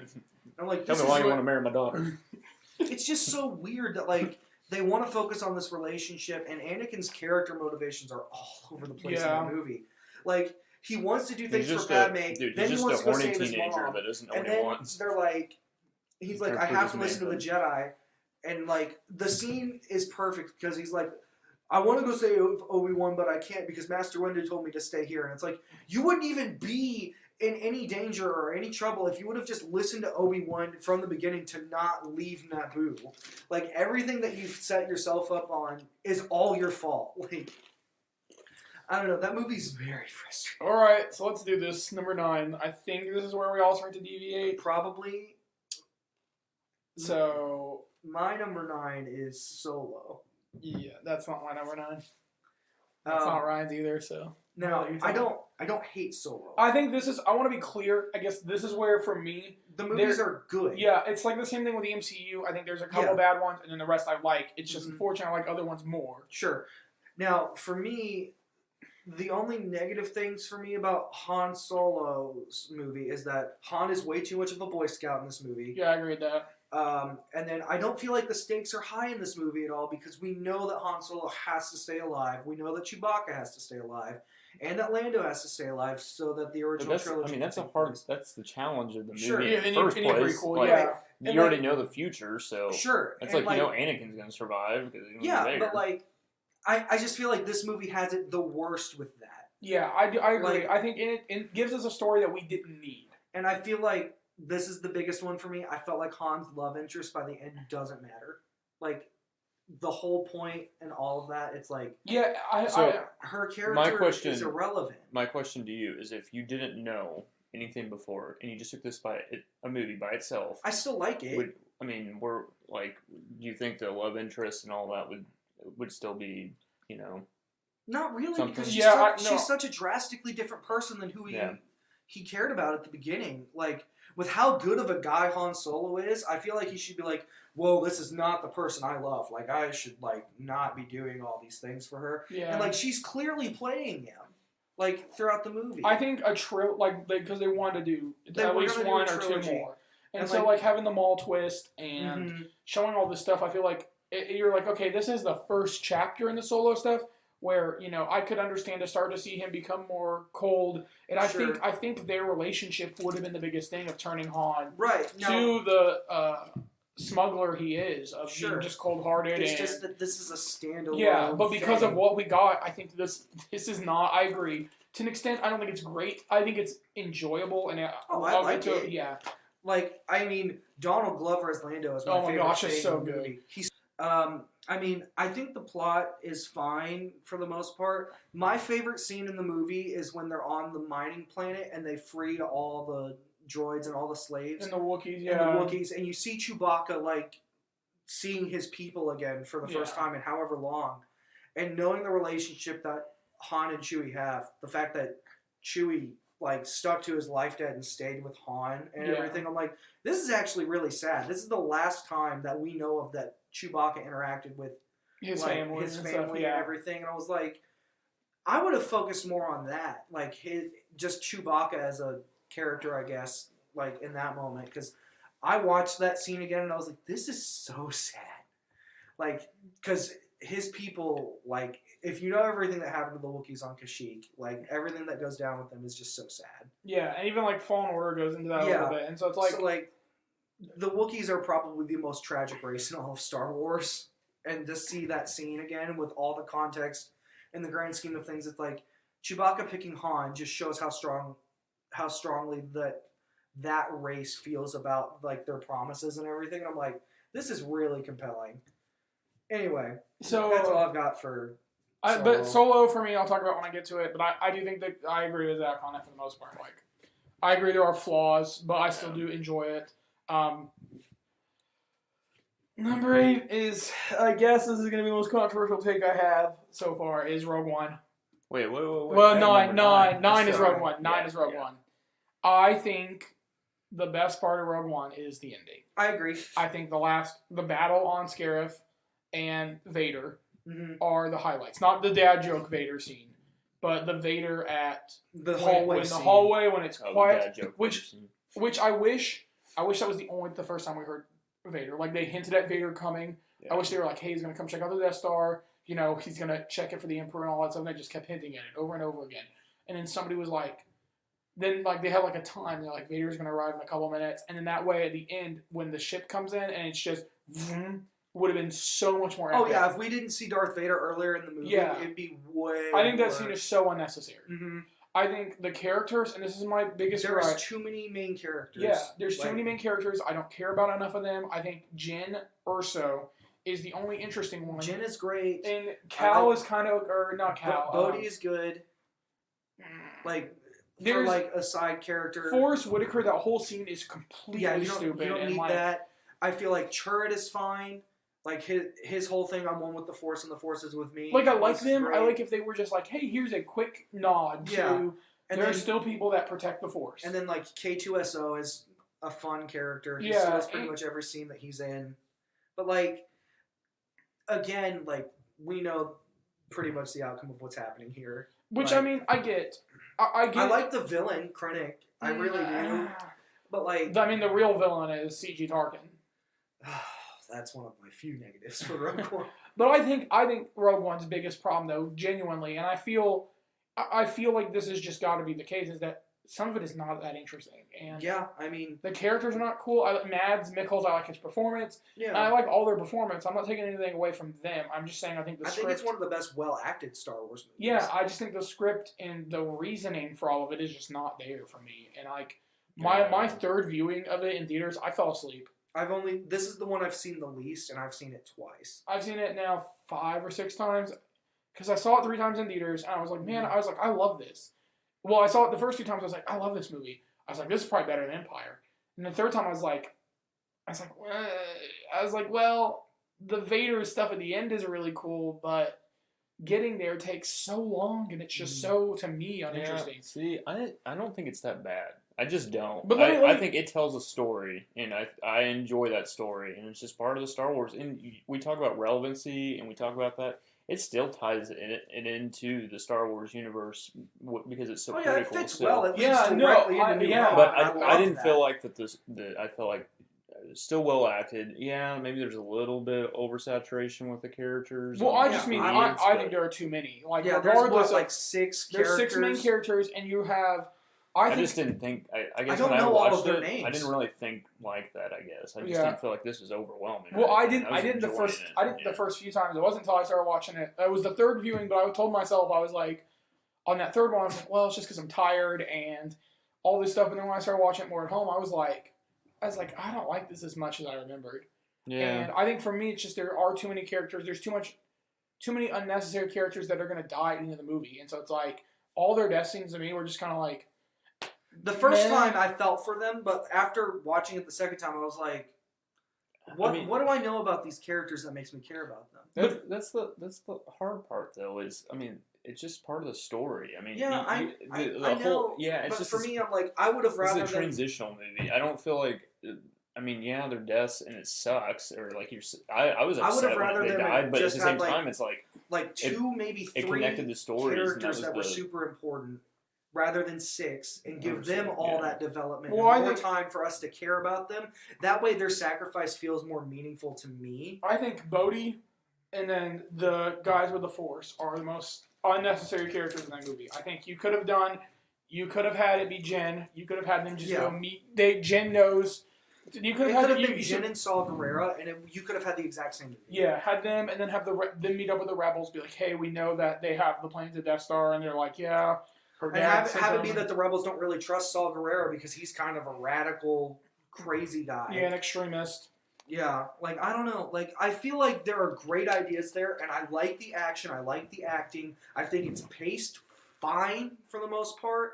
I think a first viewing it's paced great. Mm-hmm. But then I think once you like go back again and again, I think that's where a lot of these are going to come down to for me is rewatchability, which is my same thing with the MCU. There are some movies I respect. And that's where it also starts to get tangled up. But don't get me wrong, I still enjoy Rogue One. It's just when people are like, what Star Wars movie are you going to watch? Rogue One is not the one that really I go low to. for me. Like, I'm like, if we can turn on the Battle of Scarif on, I would for sure watch it every time. Like, I think the action there is incredible. I think it's intense. It's down to earth. It's so real and guerrilla warfare style. It's terrifying. Yeah, I like that scene. And I think that was I think that's what everyone walked out of it being like, I love that because the ending. Mm-hmm. But I think the movie overall, like I said, I enjoy it. It's just my Yeah. It's like the tipping point for me on where the Star Wars movies are bad and where they're good. Yeah. I felt like you finally got that movie that we were waiting for that action, just for something outside of the universe. And when I was watching in theaters, I was just like you. I was like, this is top 2, top 3. Like, I was super excited for it. And the Vader scene, which ours, oh yeah, we can tell that story. Yeah. Oh yeah, I wasn't there for that. Our AMC, were they AMC at that time? Were they Starplex? I want to say it was AMC. I think they were AMC. I think they already bought out. I think they were bought out the night we were seeing Age of Ultron. Yeah, that's correct. They had a script. They played the wrong movie. They played Fantastic Beasts. Yeah. And I sat there and I was like, I remember being like, man, I was like, these trailers are exactly what played in front of Fantastic Beasts. Yep. And so then they were like, somebody went out and complained, and they switched it over. But when they were switching it, they played the very end scene with Vader standing there in the hallway. And so it's just this shot. It starts playing Vader walking in the hallway, and then you just hear everyone in the theater start screaming. Yeah, that was bad because Yeah. you knew you're like, at that what point, it's like, well, now I know Vader's in the movie. Yeah, because they did pretty good about keeping Vader out of the marketing. Mm-hmm. There's one shot that that was cut from the movie of Vader's helmet, but if you weren't paying attention, but that was just so stupid. I got a lot of free tickets for that. Oh yeah, because I buy tickets for people, and so they checked my account and they're like, "You have 23 tickets purchased," and so I'm like, "Yes, send me 23 free movie tickets." So they mailed me 23 free tickets. That's right. Yeah, you make that right. Yep. So, anyways, so Rogue One technically got ruined for us. Yeah, but what's your number 9? The Phantom Menace. Okay, that's my number 8. So here we go. Yep. I was actually kind of flipping back between. See, I'm going to reiterate what they just said. We think a lot alike on, I think, most of this, but I don't think Phantom Menace is exactly a bad movie. I know people that think it's a great movie. I think it's ambitious. But yes, I think that I feel like with it was the start of the movie is really hard. Little boy Anakin is really cringy. I think Jar Jar's worse. And Jar Jar, we can go into Jar Jar. He's the Steve Urkel of Star Wars. Yeah, but I like Steve Urkel, so you shut your mouth. He's bad Steve Urkel though. So I have issues with that. Qui-Gon Jinn could have had a bigger role in this. Even I think. Oh my gosh! Yeah, Phantom. We can. I'm gonna let you. This is your time. Yeah. I wish we had a little bit more time with Qui-Gon and even Obi-Wan's relationship. Mm-hmm. And if they could have spent like half the first movie doing that and screw little Anakin and screw all that and pod racing, it would have been kind of cool to see him, like, maybe they catch him in the middle of the race, not like the whole situation, how to get him free and all that. That should have just all been rewrote and just scrapped if George Lucas, but no, everybody's too scared to talk to George Lucas and it was so. I mean, he was coming back after all these years to make another movie, and so obviously anybody that's on the production staff, anybody on that staff is like, whatever George Lucas says, we're not arguing. And that's what you can listen to. You can listen to interviews being like, people just being like, man, I'm working on the next Star Wars. Yeah. Like, obviously, this is going to be a huge deal for my career. Well, and if you listen, there's a documentary. I'll make this real quick. There's a documentary called Empire of Dreams or something like that. That talk about when they were making the first Star Wars movie, they all thought it was going to suck. Yep. They were all like, man, this is bad. So I bet a lot of people working on Phantom Menace are like, well, this is what happened with the first one. And then post, they fixed it. There's an interview with Harrison Ford that he's like, this is just a one. Well, like, Harrison kind of whatever. Ford, I think, is the one who, like, helped make changes to, like, scripts and stuff. He's like, you can't say that this is bad. And, like, he's very particular about his own character. Yeah, and there was just, like, nobody on set who was willing to challenge George, like, in the original trilogy. Well, on the documentary they talk more about how the original directors kind of clashed heads, and some of the actors clashed with them. I haven't seen the documentary before. Yeah. It's on Disney Plus. I definitely recommend it. The prequels, though, George Lucas got his little fresh start. Obviously, Star Wars had made billions and whatever. It's at that point, it was like the second highest grossing film of all time. Best thing that's ever happened in the world, right? And so no one was going to second guess it. And I think the problem was George Lucas was too ambitious on just getting this thing started and didn't really think. I don't think he got everything that. Well, I don't even know what he was thinking, to be honest. That was the hard part. Is George Lucas is kind of a wild card. I've heard he always wanted to mirror the original trilogy. Like, he wanted certain things to be... He definitely didn't mirror the freaking New Hope very well in Phantom Menace. So what it was is that, like, he wanted to also be different. Like, it's really weird. Like, he was so I know. all over the place with Yeah, what he wanted. I don't. Yeah. So going back to it though, Darth Maul is another huge great. issue just because he's a very quiet villain, but like, dude, that guy could have been the most. He could have been arguably just at the level of Darth Vader. To be honest. All right, so let's get into this real quick. The fight is one of the best. Well, hold on. I want to pause on that. Maul should have been the villain for the prequels. Yep, Maul should have been the overarching villain. I was saying something on our way over here. Yeah, we tried not to talk that much when we were driving over, but that was... But, like, Revenge of the Sith, instead of General Grievous, imagine if Darth Maul came back and he was the villain that Obi-Wan faced in Revenge of the Sith. That would have been way more emotional, way better, and, like, there would have been extreme conflict for both characters for fighting. You would have gotten what you got in Rebels in Revenge of the Sith, and it would have been way better. Well, I think every moment...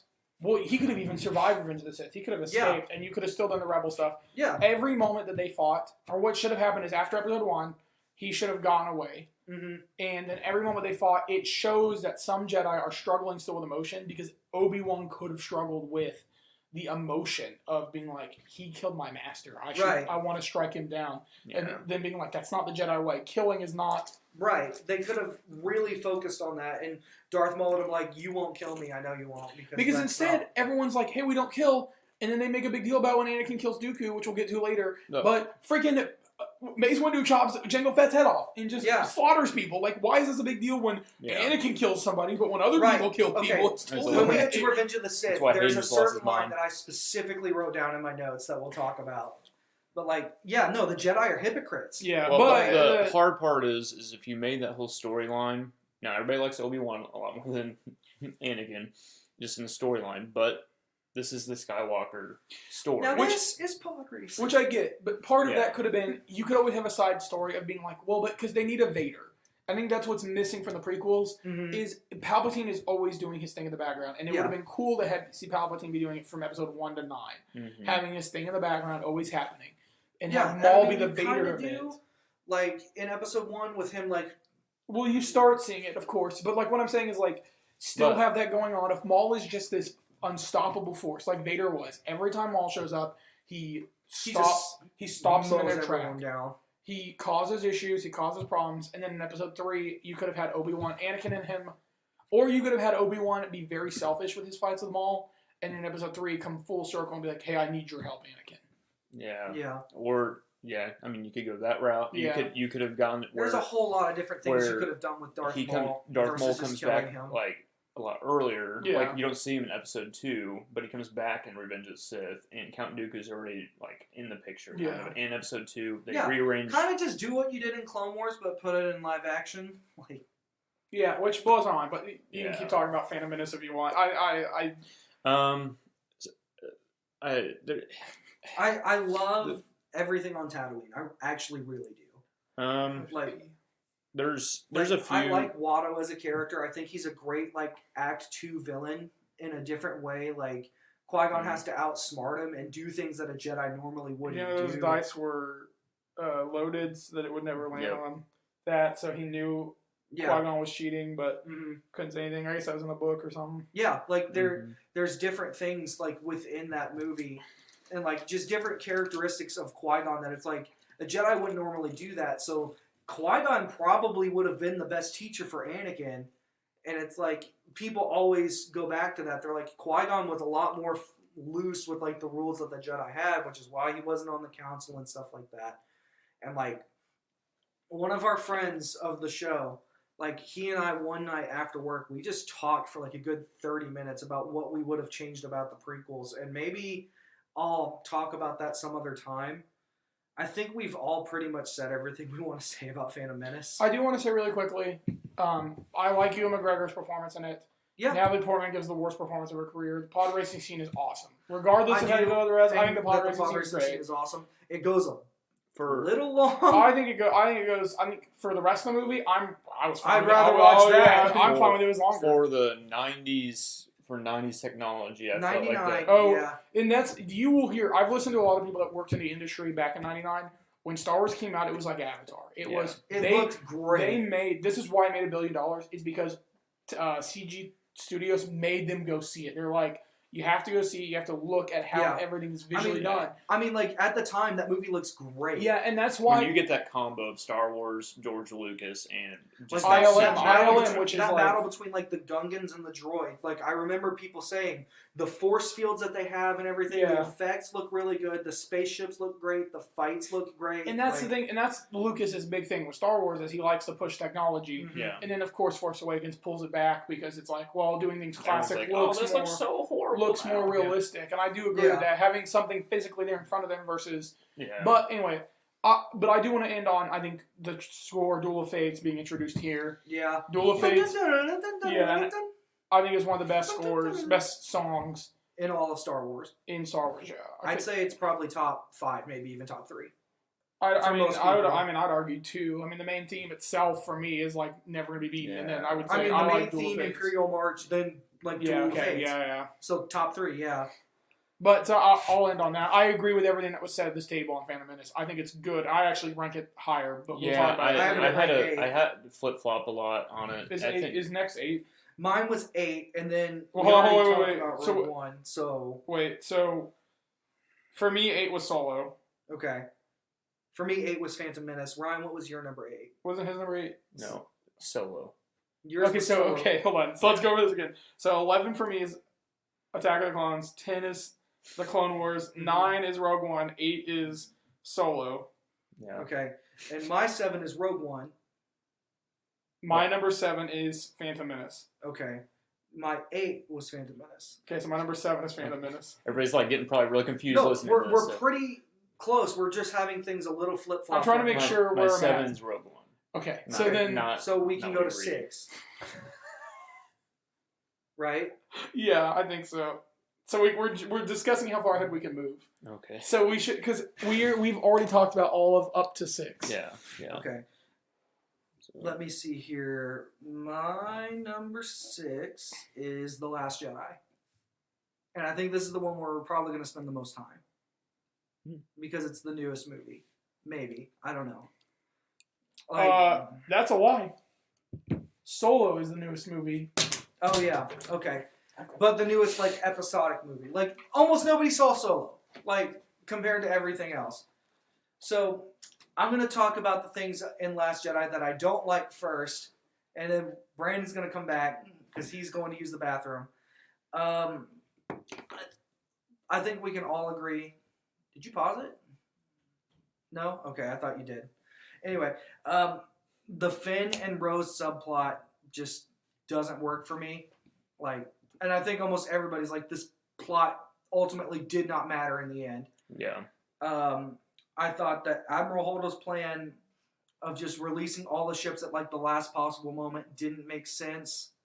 Like, to me, I'm like, if you're going to do that, then have those ships jump to light speed. Maybe they can't. I don't know. Mm-hmm. But like, have them all separate versus all going to the same planet. To me, I'm just like, this doesn't make sense, but maybe they can't jump to light speed. Somebody could correct me on that. I feel like they spend way too much time on this ship. Like, yeah, it's exhausting by the point that they, like, the first 2 acts and half of the third act is them all trying to figure out, what do we do? We got to get off of this ship, you know, and it's like, it's just unsatisfying. That whole plot to me is just really hard to sit through, you know, but like, I don't know. There are things that they talk about in Force Awakens that everybody was super hyped for that don't get expanded upon in Force Awakens. Like, the big thing being Snoke and Rey's parents. People are like, we didn't get a rewarding payoff for those things. That's probably my biggest problem with this whole thing is Snoke, actually, because Snoke is worthless in this whole thing. And you're just like, oh. The only thing, and we have said this multiple times, is that we'll find out in episode 9. Yes, we will. But like, yes. So, but what I'm saying with The Last Jedi is, whatever happens in this next movie, like we were saying, will determine if Snoke was even valuable at all. It determines.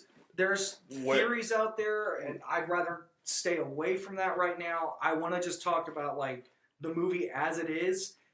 Like, there is a lot of it that is unsatisfying to a lot of people. Like, this movie divided the fan base.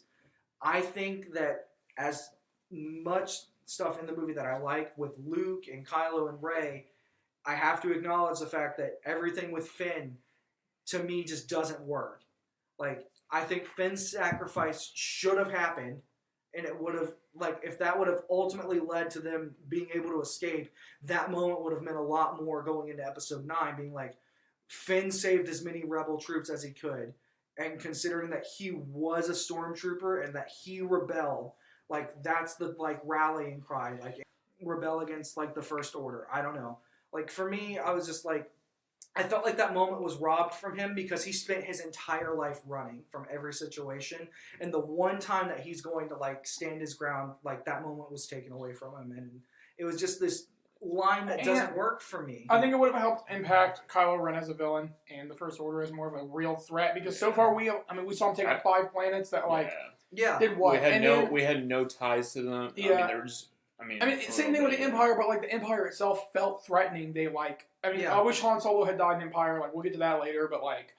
I think, like, the biggest thing would be if Finn died there, would have been a major turning point and reason for our heroes to continue on to be like, hey, these people are unbelievable.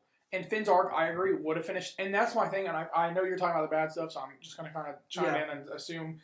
I agree that I don't like the Canto Bite stuff. Yeah. I think all that is incredibly pointless. I feel bad for Rose. I feel bad for the actress for Rose. Yeah, she gets hate for no reason. She got screwed over because her character... I'd say even worse than what, like, Jar Jar got. Her and Finn's character arc just is not good. I feel bad for her. Kelly Marie Tran. I feel bad because, like... Because she's a good actress. Yeah, it just so... Like, that whole thing was just so unnecessary. And the backlash that she got was completely unnecessary. She's doing her job. Benicio del Toro's character is really stupid, too. I would have given anything for that to have been Lando Calrissian. Like, yeah, I don't like that. I think... I kind of feel like they wanted it to be, but... And then Billy D. Williams probably just wasn't available, maybe. I don't know, but I feel like that was just unnecessary and, like... Because now, all of a sudden, he's back in this movie and they have to somehow explain it. I don't know what they're doing. But I do want to... Let's talk about the positives. Because I think Last Jedi... Like, I think... So I want to say this. Since The Last Jedi is my 8, I looked at it while I was gone. I think, for me, the things that Last Jedi does right are some of the best Star Wars. Yeah. I think everything with Rey and Kylo, like, their connection and all of that is really strong. And I think the development for Luke, and I'm probably going to get hate for this, but I think that it's actually pretty good. I don't have a problem with how Luke went out. That's something a lot of people don't like what they did with Luke, though. The hate for Luke comes from how he turned to the dark side real quick and then turned back. But because of the moment of hesitation, he cut himself off from the Force. Yeah. Well, no, that Kylo turned to the dark. Right. And so, and he feels like he failed, so he was like, the Jedi need to end because the Jedi keep creating Sith. Like, his reasoning makes sense. If you just give Rey a little bit of credit for doing it, I think it just opened him back up to...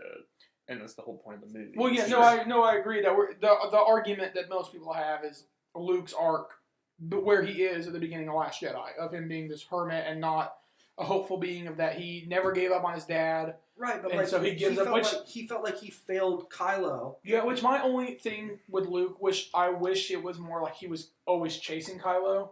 Or, like, if we maybe hear about some stuff where he was still chasing after Kylo. Yeah, sure. In that time. The only thing I'll agree with on the people's complaints about his death, or his dying moment, is that it would have been way cooler if he took the X-Wing back and had a real fight with Kylo. And did the whole Obi-Wan thing of, like, he turns off the lightsaber and he's like, you strike me down now. Because he says that to Nick, he's like, if you kill me, I'll haunt you worse than your father, basically. Sure. But at the same time, Luke being as passive as he is, being able to project himself there and not have to do anything. I am just saying that I feel like that's setting up for something in 9. Sure. I have a strong feeling that they're going to use that for something. That's the only reason I was on 8. Maybe. But it's like, to me, him being able to appear there and be passive and not have to fight is like the thing that the Jedi like strive to be. The Jedi are not necessarily warriors as much as they are keepers of the peace. And, like, trying to, like, do things in a way that, like, doesn't affect balance and all these other things. And it's like, Luke didn't have to be there to do the most important thing in the movie, which was to help the rebels escape.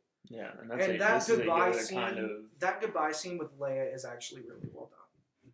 Like, And I felt like Rey's reasoning for thinking she could turn Kylo and everything was really compelling, and I thought for a moment that she was actually going to be able to do it.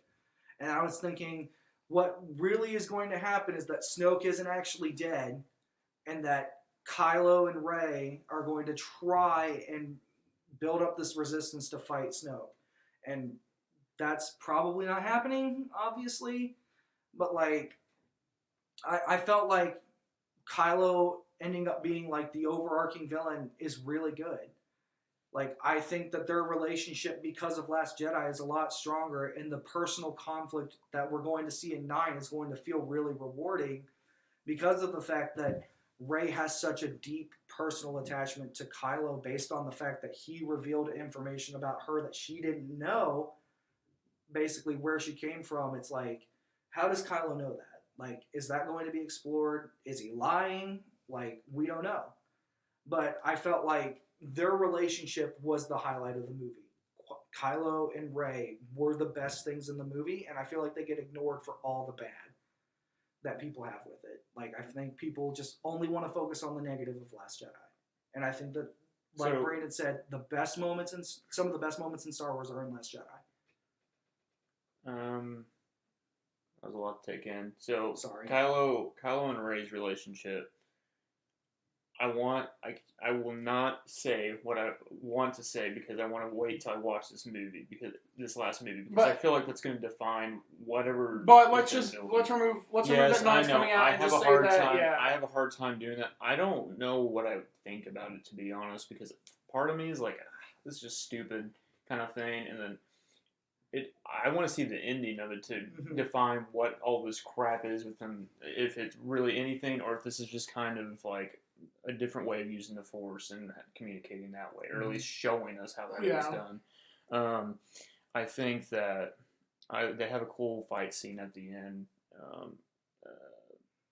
The Lightspeed Ram is beautifully done. That when we were in the theater, that had been probably. I remember that was Tyler was just freaking out. I mean, it was awesome. But I just went silent and my jaw literally dropped, which does not happen for me much in movies. I'm just like, holy crap, they just did that. And like I remember they had a sign up at the IMAX when we went. They were like, there's a scene in the movie where it just goes silent. It is not the theater like messing up or anything. The director chose to do it that way. Yeah, I do remember. I thought that was so weird that they had to say that. Yep. Well, because apparently people complained. They were like, did the sound go out? Blah, blah, blah. I'm like, no.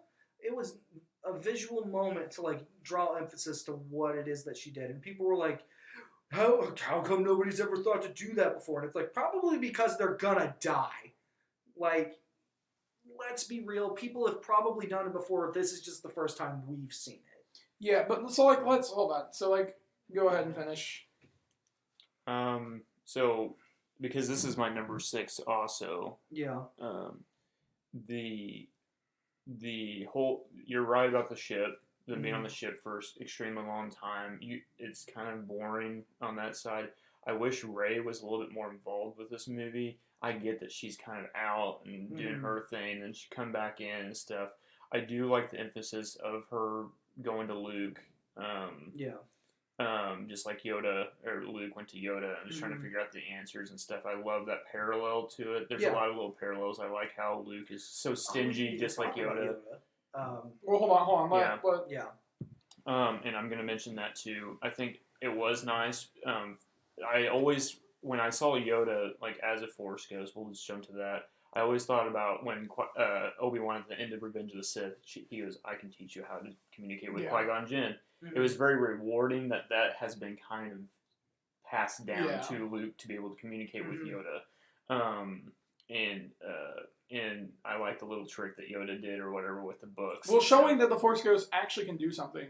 Yes, that's incredibly important too, because that may be critical for this one with Luke. And Luke may be ahead of everything. It makes me think back to Obi-Wan being like, I can't interfere in episode 5. And it's like, Obi-Wan, you piece of crap, you could have helped Luke. Yeah, and that's what I think would be awesome about it. But maybe there's different levels of like where we you don't know are. everything. Maybe Obi-Wan's not strong enough because he's more of a warrior Jedi anyways compared to like Yoda. That's something I really like about this movie. Like, Last Jedi introduced some new Force powers that we haven't really seen before, and I like knowing that there's still more that all these characters can learn. Yeah, and I like that the line from Episode 4, if you strike me down now, it should become more powerful than you can possibly imagine. When you watch the original trilogy, you're like, okay, you're a ghost. Is that really more powerful? You can go ooh, and like hover over people. You could spook Vader, like, but like He can appear anywhere. yeah, but like the big thing, and I get that being like you are more powerful because you're omnipresent. Yeah. You could be anywhere at any point, and But or I guess it omnipresence left it- everywhere. it's- Yeah, Perhaps like- they're also omnipotent now. yeah, and so like my big thing would be with that at least is they won't really do anything, and so getting to see in Last Jedi, hey, these Force powers, these Force ghosts do something. Yeah. So like that's one of the coolest things, and then seeing the Force projection, I think was also a really cool moment, especially like And every time I rewatch it, I'm always like, look, his feet don't leave prints where Kylo's do and stuff, and yeah, and like the first time I watched it, I thought Luke was actually kind of there. I did because I was like, didn't catch it at first. well, he and looks then so young and has a blue. He had the blue raised lightsaber, saber. and then he had the different facial hair. I was like, I what didn't. is happening? That was here? the weird thing about it. I was just trying to figure out Like, what clearly because someone's the up. beard thing was the first thing I Yeah. caught. And I was like, what the heck? And then it started to click that there was something. Obviously, Mm-hmm. he's misleading, but I love that scene just because Yeah. it's what Obi-Wan, but it's Luke got I to do his love- own version. I of love that, when like what he- all of instead them shoot copying. at Luke, and he just like dusts the like. Yeah. Which there, so Salt that- off I of want to one Like, thing this that is so good. that people have had a lot of issues with Last Jedi. The very first scene you see with Luke, he throws the lightsaber, and you're like, Yeah. okay, this is weird. It's supposed Mm-hmm. to be humorous. Everybody doesn't. What? Anyway, Yeah. he throws the lightsaber away, and it's just kind of like, okay, that's kind of weird. Why would he do that? This isn't the Luke Skywalker that I know. Like, and to me, I'm like, I picked up on it immediately from the beginning that Luke was trying to teach Rey the way that Yoda taught him.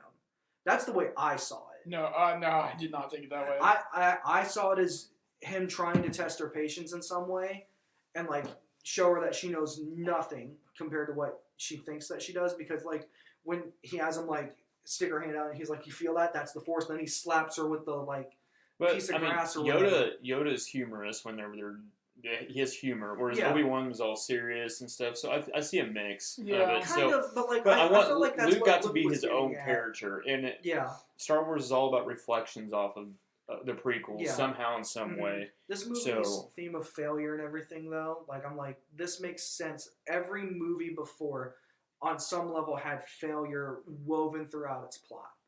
Like every character goes through that, and for whatever reason, those themes just didn't work for people with this one, and I don't necessarily understand why. Like I think that Last Jedi has some great ideas. Granted, it has moments that are not strong, but where it hits hard, like it's really good. I think that we all kind of agree.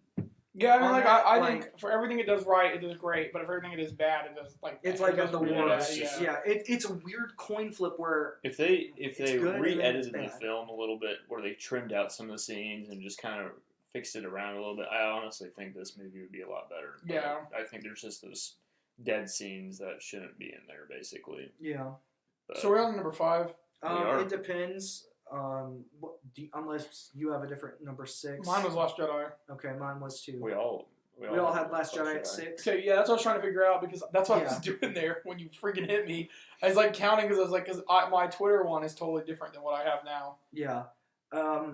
For me, number 5 is Force Awakens.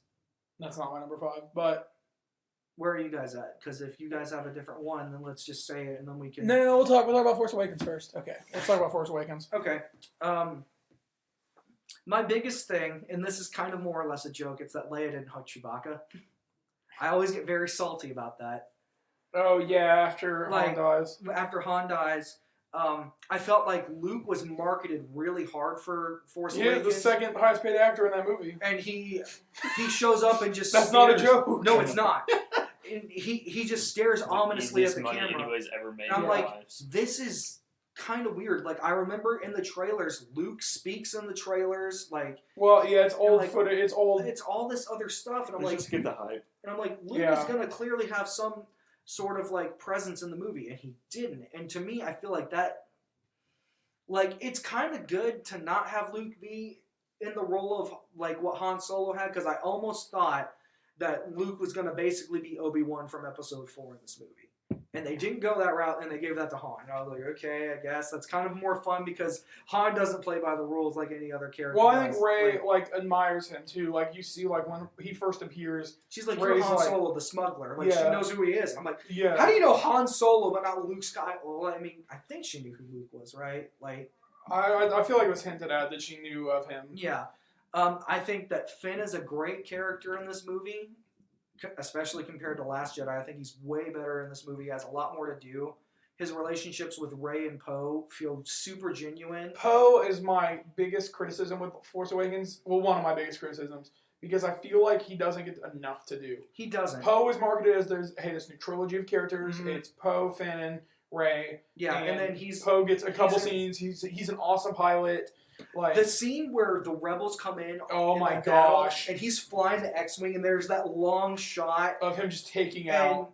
And Finn just screams, "That's one hell of a pilot!" I'm like, "Yeah, he is. This is like some of the best flying I've ever seen in Star Wars." And I'm like, "Give me more of Poe." And then they did give me more of Poe, and I didn't like what they gave me. Like, I want to love Poe. But we're talking Force Awakens. Yeah. We're talking exclusively Force Awakens. I felt like this movie lived up way better to its hype than Phantom Menace did. And I feel like part of this Phantom Menace, or not, they're all blended together, Force Awakens is because it's safe. It is the safest of Star Wars movies to be like, it is a New Hope. It takes the foundation that Star Wars gave of A New Hope and does it again. Which some people hate. I personally enjoy. I think it is clever. I think it's smart because Star Wars fans have been burned. Everyone can be like, well, I wanted him to do something different. George Lucas did something different. In 1999, he gave you Phantom Menace. Y'all complained and whined about that. George Lucas turns around, or J.J. Abrams and Disney turns around and gives you exactly what you wanted. You want another Star Wars movie. And then everyone's like, well, this isn't what I wanted. She's a Mary Sue, blah, blah, blah. And I get that to an extent. She's able to do a lot. But I think part of that is we don't know who Rey is. Right. But I totally get where the argument for Mary Sue comes from. But Luke is also kind of a Mary Sue outside of not being able to use a saber. I get it because he's just able to instantly fly this X-Wing. He's instantly able to hang out the Death Star. He blows up the Death Star. Yeah, he's like, if he was just support, it'd be different. But like, my big things with at least Force Awakens, and the reasons I love it, is because it's Star Wars. And that's like the most generic answer I could give. It is Star Wars to its core. It is such a fun, not a masterpiece, it is just a fun movie that like inhabits everything that we love about Star Wars and that everyone loved about Star Wars. There's only one scene in that movie I would cut. What's that? That's the scene, like right after Han connects the Millennium Falcon to his ship. Those other guys board, and there's that giant monster. That scene goes on for like 5 to 10 minutes, and it's 5 to 10 minutes too long because of that scene. It did not need to be. I never made a deal with Conja Club. Tell that the Conja Club. You screwed us over twice. What was the second time? Like, it's a great line, and I'm like, this is totally Harrison Ford having fun.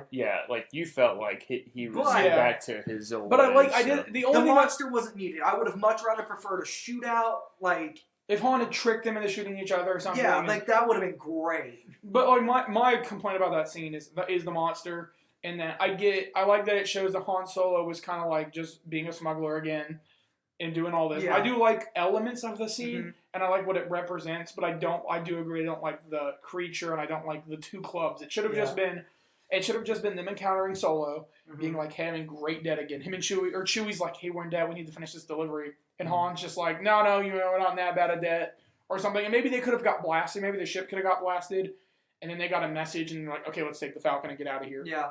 I remember when we all went and saw this movie, and like 5 minutes in, something happens, and we all freaked out. And when Kylo stops that blaster bolt, I still, every time I watch that movie, I just, for whatever reason in the back of my mind, hear you, Brandon, going, oh! Like, you flipped out, and I was like, this is amazing. Kylo is like a villain we haven't seen in Star Wars in so long. Like, everybody's afraid of him. He's terrifying. Yeah, let's talk about the other highlight, Kylo Ren. Hold on, let's let Ryan talk for a minute. Yeah, I'm just watching the show go right now. But Kylo, let's let you kick off with that.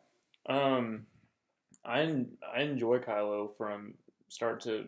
He's a confusing character throughout both, but just in Force Awakens generally, I love his just it's like he's unpredictable, but Vader was also kind of unpredictable at a point. You knew he was angry and you'd kill somebody, but at the same time, there was times where it's like, oh, he let him live, kind of thing. You know,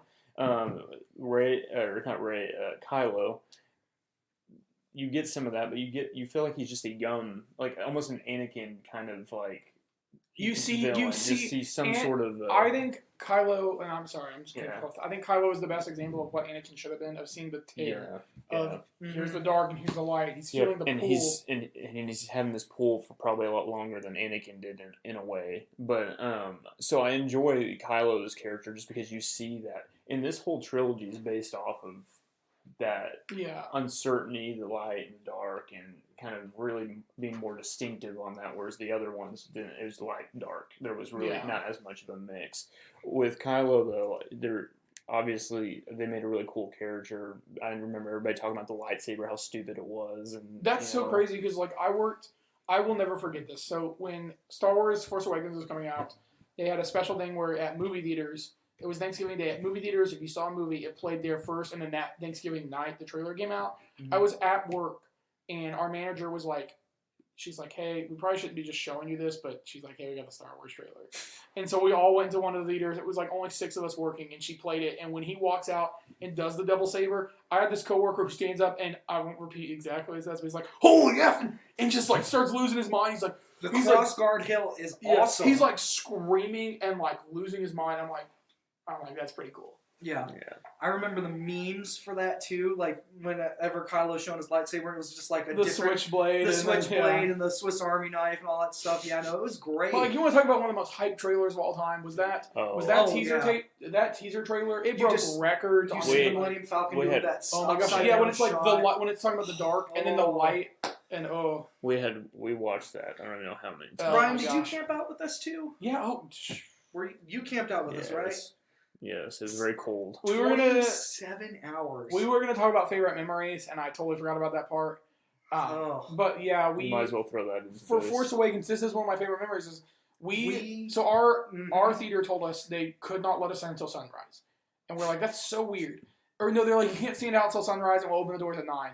So it's like sunrise at like 6:05 or something. At 6 o'clock, there were like several cars that just started pulling in, and we like gunned it out.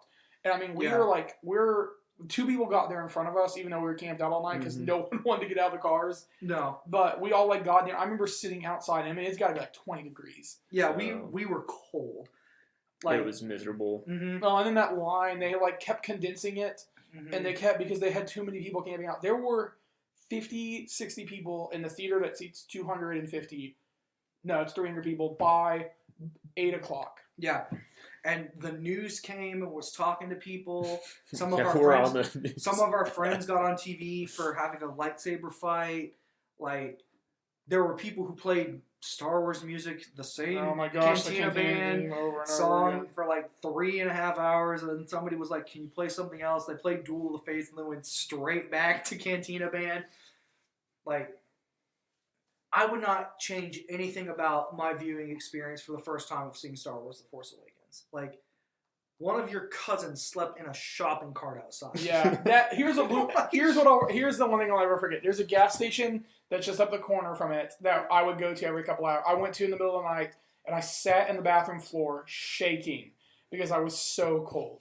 Because I didn't want to waste all my gas in the car. I was just sitting in the bathroom floor. I kept turning on the air dryer above me just to warm up. And I remember they came in, so one of our friends brought his truck, and they put a mattress and like several blankets in the back. Yeah. And they were like, this is going to work great. And I'm like, dude, it's 30 degrees outside. And we all talked about getting a hotel room because there's a hotel next to the theater. Yeah, we did talk about that so we could all sleep. Yeah, I was like, that's what we should have done. That would have been bad, though, because we all probably would have slept in and not had that awesome spot in line. Well, the original plan was there were several people that lived near the theater, and they had offered to let us sleep on their floors, and we should have done that and then went there at 4 a.m. Or even just went there at 4 a.m. instead of sleeping in our cars. We had people do rotationals. Oh, my gosh. And then, we had people do rotationals, and they were like, hey, you all have to stay up, and if you start to see people line up, we will get out of the cars. It was like, we will move our cars over, park, and get out. And it was such a crazy experience. That was the craziest thing that I think I've ever done for any movie. Yeah, it was funny. We talked about this in 2012. Dark Knight Rises came out, and we got in line, and there were some people who had camped out the night before, and I was like, man, I'm never going to do that. But the minute, because those Star Wars tickets for us sold in 40 minutes. Our theater sold out in 40 minutes. I remember you guys driving across town. There's a react video on somebody's channel. I don't want to list it because it's just their name, but there's a Force Awakens reaction video that's still on YouTube. That's us. That the seconds after that video ends, the tickets went live, and I threw my laptop because the website crashed, and we just drove. Yeah. I remember that. I made it to our theater in. Never mind. You were going fast. You guys had like got 3 there. laptops set up. We had our phones out, and everything just once crashed. It crashed, and I just got in my car. And Yeah, he got in his car. I got in mine. I had somebody with me, and then one of our other friends got in his. I mean, all 3 of us are just keeping pace. Yeah. And I mean, like, it was just terrifying. Yeah, like the just sheer anticipation, like. That was, I think, my peak fandom was when they announced Force Awakens. I was like, oh my gosh, there's going to be another Star Wars movie. And I was around people who actually liked Star Wars. Because growing up, I was one of the few people that, liked Star Wars out of all the people I knew. Like, I was one of the few. I was like, Star Wars is awesome. And, like, I didn't have friends who liked Star Wars until I met you guys. So, like, when everybody was like, oh no, we're obsessed. We're getting super excited. We're ready for this. I'm like, yeah, like, I have people I can talk to about Star Wars, you know? Like, I don't know, like... So, number 5 for me is not Force Awakens. What's yours? Is ours the same? It's New Hope. Okay, my number 4 is A New Hope. Well, hold on. My number 5 is Return of the Jedi. Why is it... This is where we're starting to get different here. Okay, so how do we want to do that? Do we want to talk about A New Hope first, or do we want to... Well, we need to talk about Force Awakens. Might as well talk about New Hope. Because I feel like for me, and actually, this is hold on. This works. There you go. So I've been back and forth between Return of the Jedi and A New Hope. So they're like back to back. They're not like whatever. So just to make clarity, so I put number 5 New Hope and number 4 Return of the Jedi. The biggest problem with New Hope is it's so slow to me, and still rewatching it. And I get that you have the introduction, you have to build it up and stuff. And that first, for whatever reason, and I think if it wasn't as stinking so slow at the beginning, because it sets the tone for the whole movie for me. The second half of the movie, I don't have a problem hardly with any of it. Yeah, but the first half is what kind of deters me a little bit. The problem with that is just the pacing, maybe, I don't know, but for whatever reason, since I was little, it has stuck with me that I just don't like A New Hope like most people do. And that's what's crazy when we talk about this, especially with you two and me.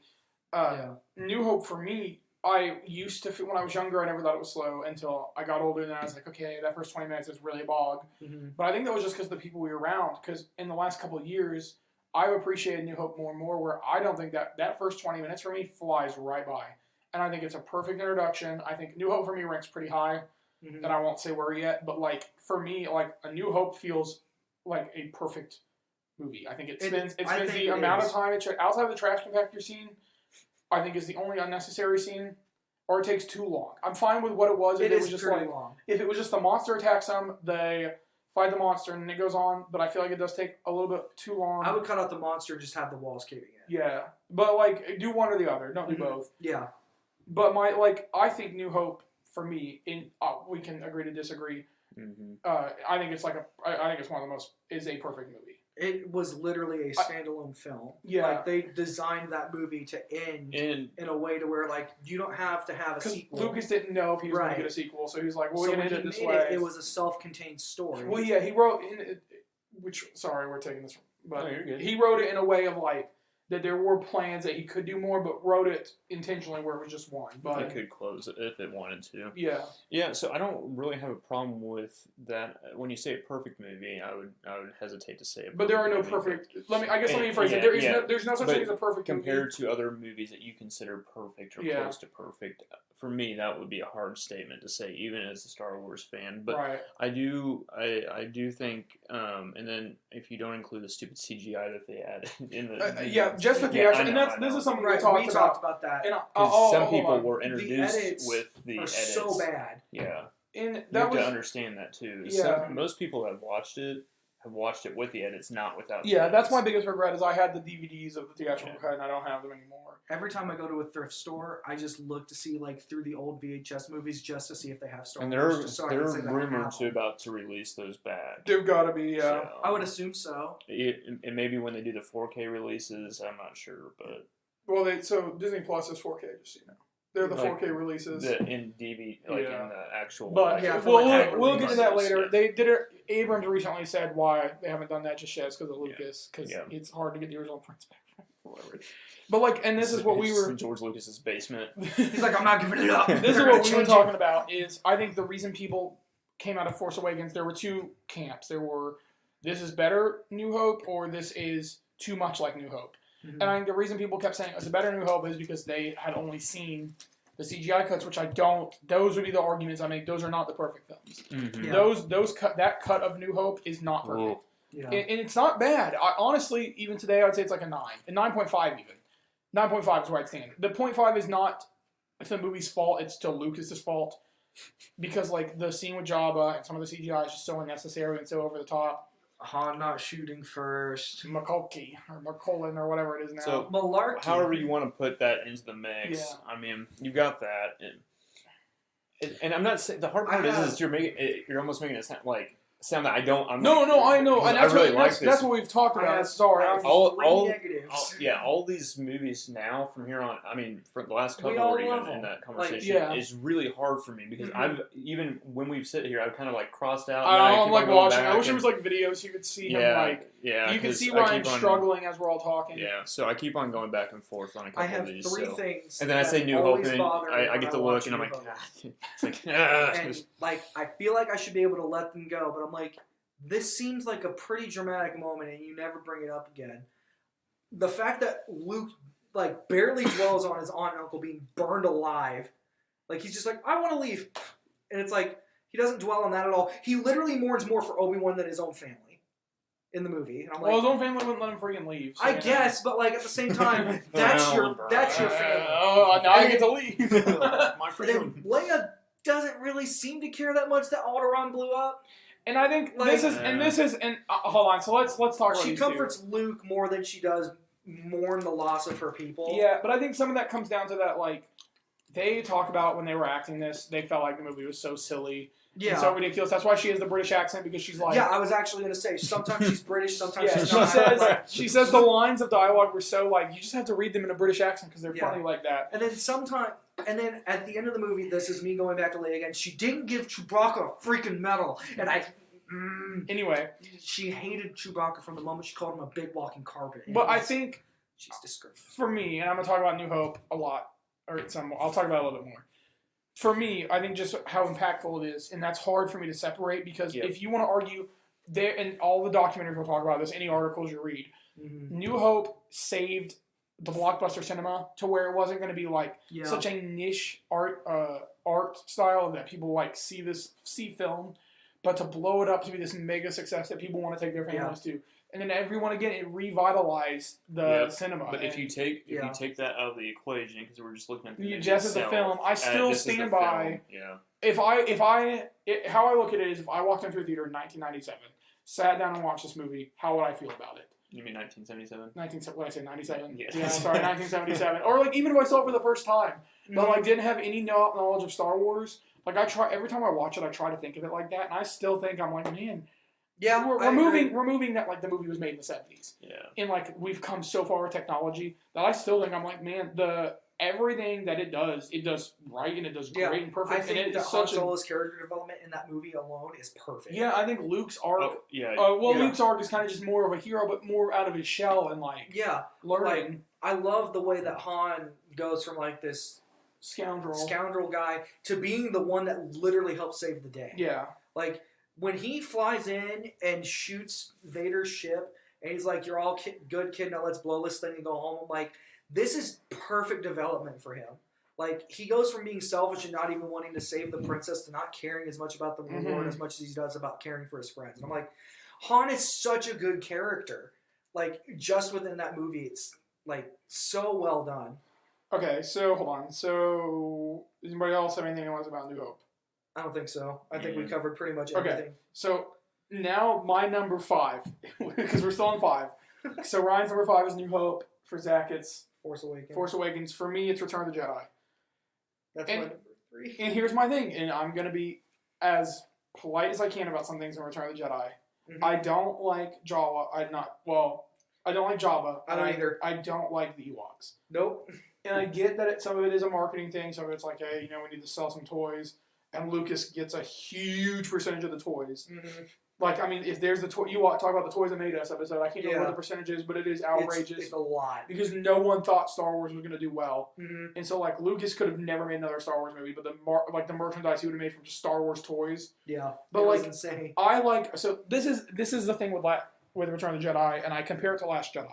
Mm. When it does things right, like the throne room scene with the Yep. fight with Vader, Mm-hmm. oh my gosh. It's peak Star Wars. It's like, so good. the And best. Palpatine sitting there mocking him, Mm-hmm. and like, oh my gosh, all that when he's watching him. I even like the finale I'm where afraid like, that the rebel base will be completely operational. It's like, oh, you douchebag. and I like the scene with Lando taking the Falcon out. Yeah, The Lando scene- has more to do. Yeah, like, I even like the fight on Endor. I just don't like the Ewoks. Yeah. I love the speed. Like, there are so many things the I speeder love. chase. The speeder chase, I love all those scenes. But like Jabba, I like Jabba's.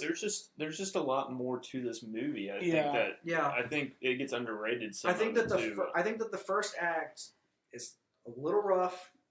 Like with everything with Jabba, I think it goes a little too long. I think it over sexualizes Leia for no reason. Yeah, That's also true. that's just George Lucas. Yeah.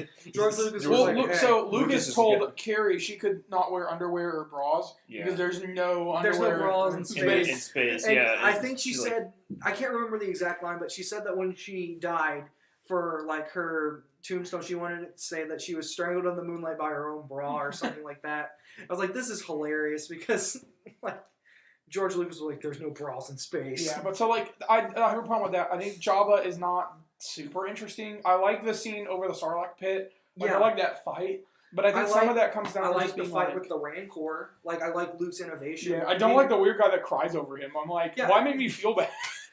He raised the Rancor from the time it was a baby. I know don't all know. those memes where it's like, Yeah. It's so weird, but like, I love when Luke is like about to be thrown into the Sarlacc pit and he jumps up and R2 shoots out a new lightsaber and nobody knew that Luke was going to have a new lightsaber at this point, and the lightsaber came in freaking green.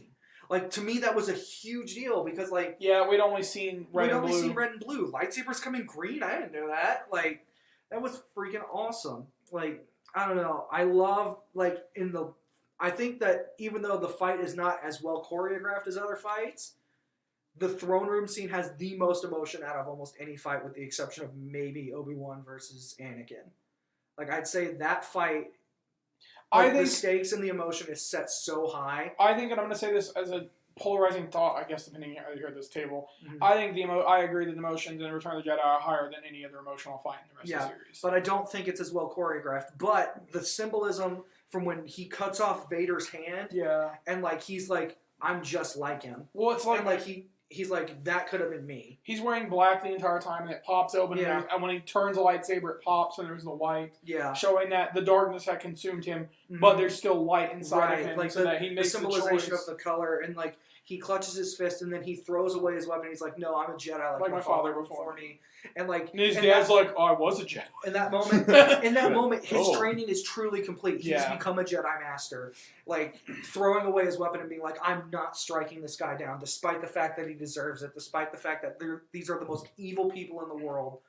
Yeah, I just think I want to think Vader's like laying there, and he's like, "Man, I'm getting weird flashbacks of Dooku here." Yeah. Palpatine's like, "Do it," and he's like, "Oh, I've always been curious about like the inner turmoil in Vader's head, like in that moment, because he looks at Palpatine, he looks at Luke, and then he looks back at Palpatine and he throws him over the edge, and it's like, what if he just was like, no, Luke was wrong, like I'm just gonna let him Let's die. also talk about something. One of the most outrageous things that Lucas did was adding the no screen to Return of the Jedi, and that my is stupid the Blu-rays have that. worst- That is the worst change to me in all of Star Wars. Because the silence of just, in this moment, he does what's right and Yeah, throws no. Palpatine. Somebody actually did an edit of what they would rather have, And it was just him hearing different things that were said to him in, like, Revenge of the Sith. Like, he hears Padme on one side. Like, the way that he edited it was beautiful. You hear, stop, no, come back, I love you. And then on the other side, you hear, you were my brother, Anakin.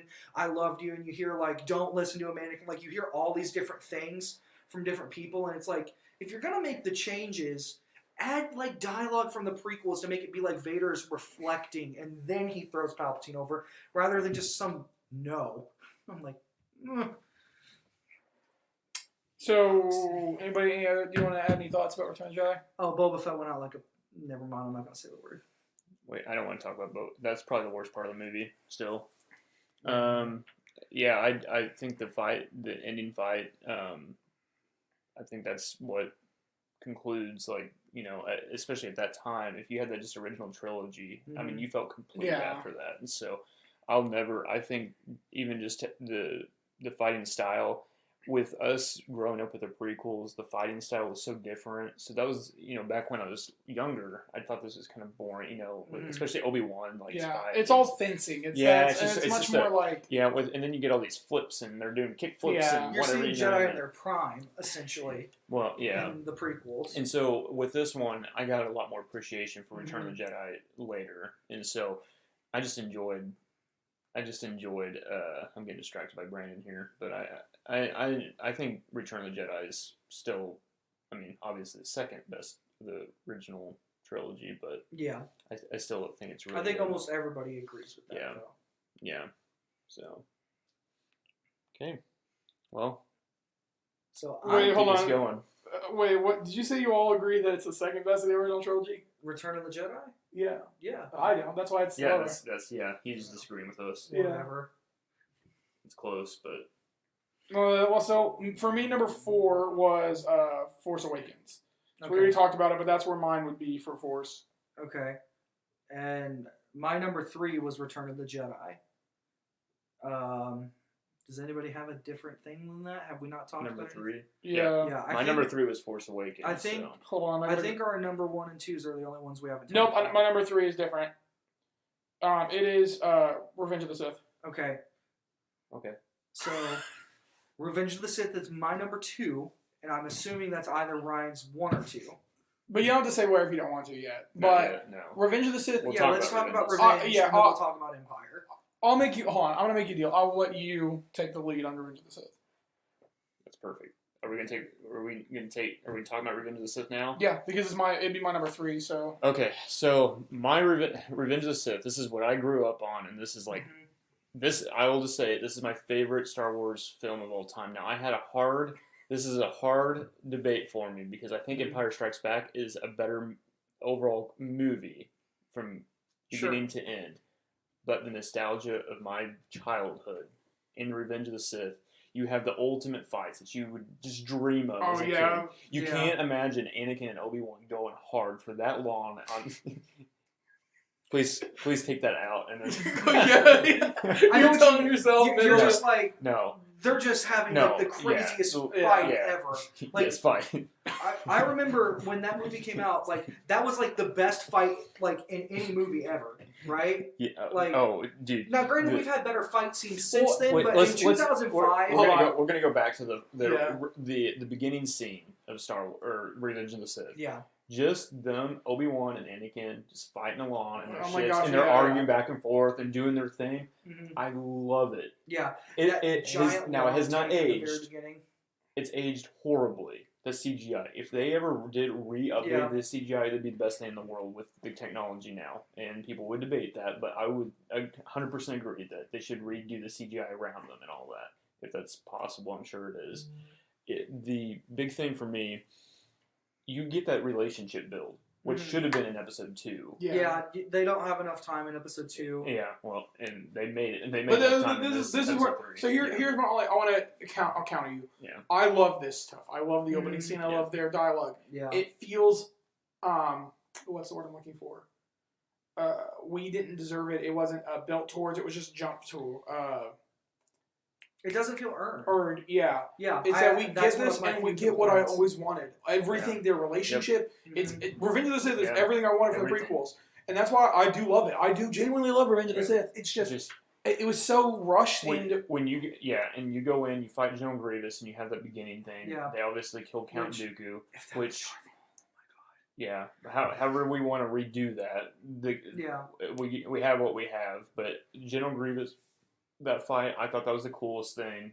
With especially his second fight. With oh my gosh, Obi-Wan. yeah! As a kid, I love those. Dude, I mean, there was nothing wrong in my eyes, especially when I was a child. Now you can see a few little things here and there because that's all we do now is we just watch movies and we're critics of them. But I enjoy all that from childhood standpoint, and you go through this whole movie with all these fight scenes because that's all I want. Like in Star Wars, like when I was especially a child, fight, lightsabers, kill, fight, and slice and dice. But for me, Anakin and Obi-Wan's relationship, it kind of like that first half of that movie really showed through that whole thing. It shows even Anakin saving Obi-Wan, and they make those jokes throughout the whole ship scene.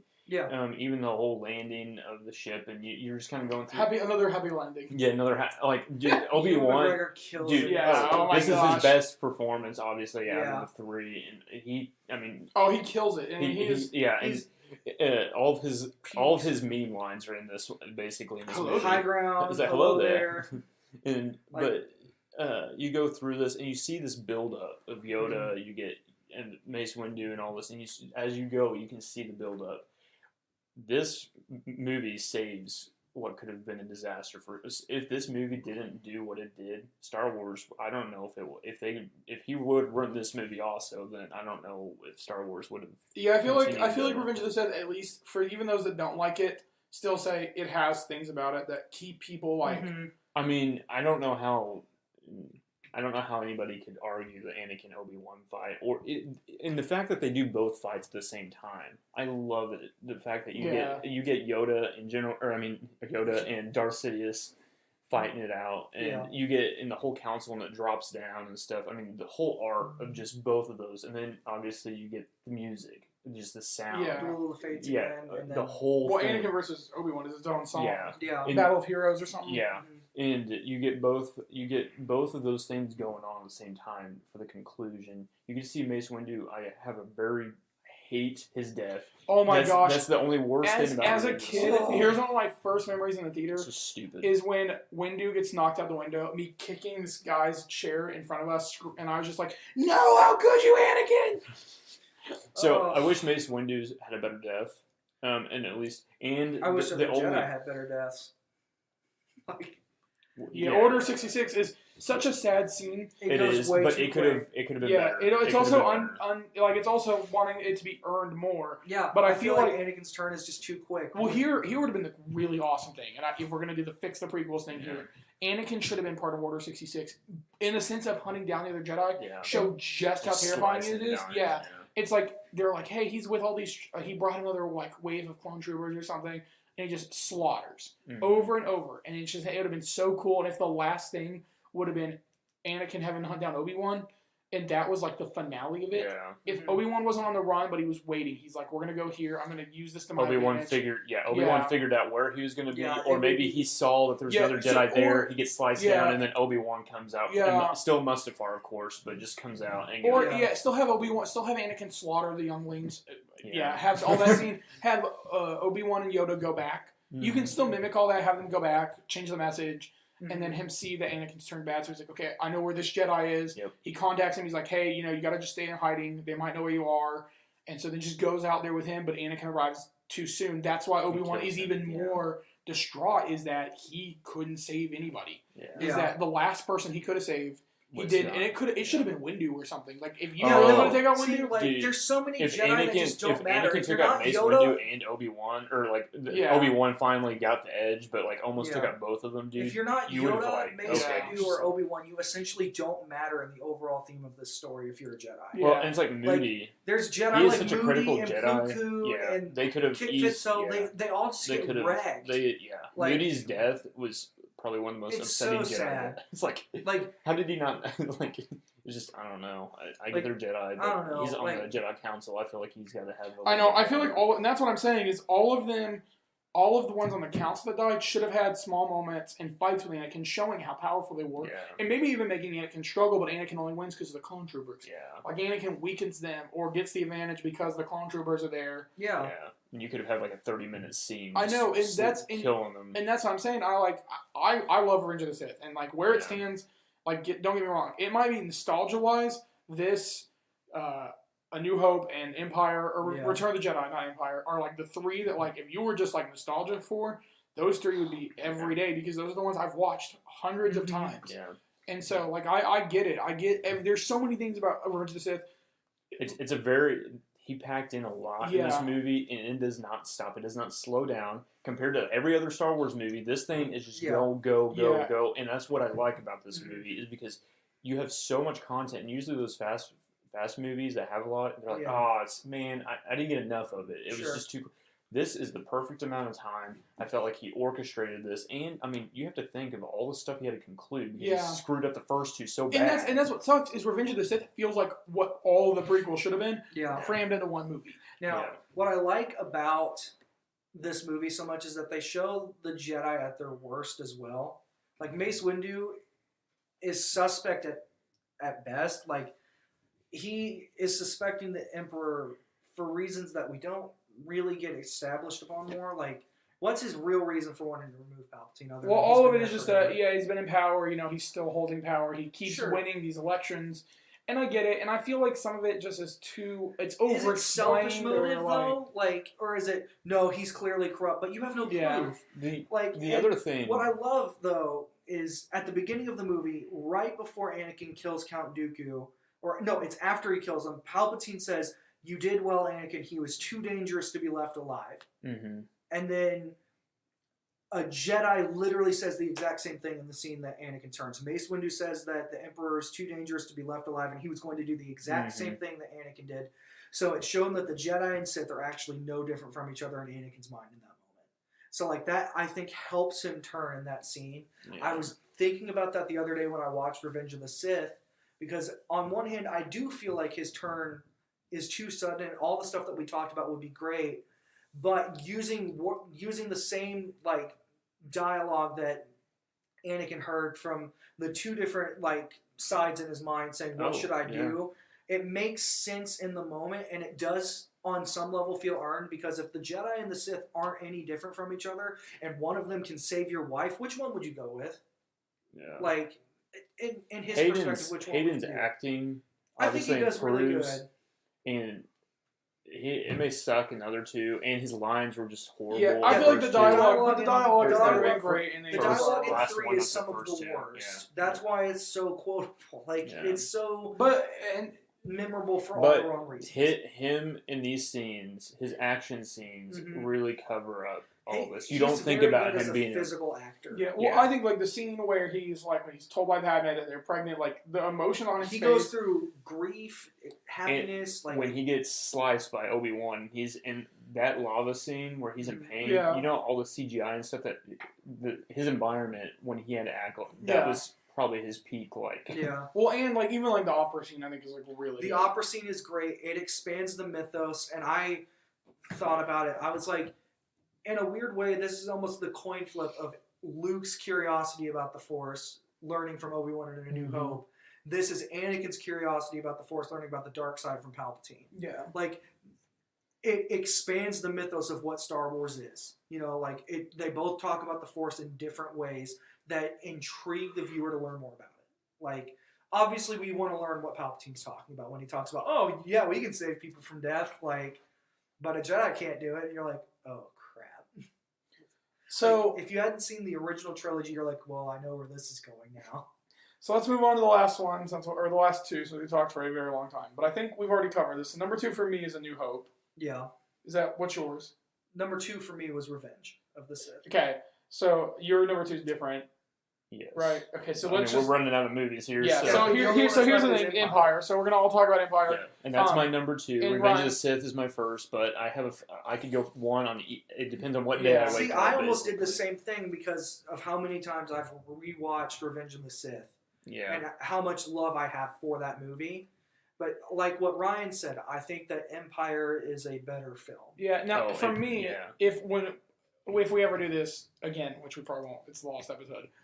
My favorite movie of all time, and still to this day, is The Empire Strikes Back. I have such a love and admiration for this film, especially with everything it accomplishes, because our heroes walk away defeated. Mm-hmm. They are not in a great place. And arguably, I wish Han had died here. Yeah, when that movie came out, no other movie had done that. Yeah, having the heroes lose, mm-hmm. having them really have to fight for something is something that I love. The Vader twist is amazing. Yep. I love everything with Yoda. I love the doubt that Luke has with Yoda.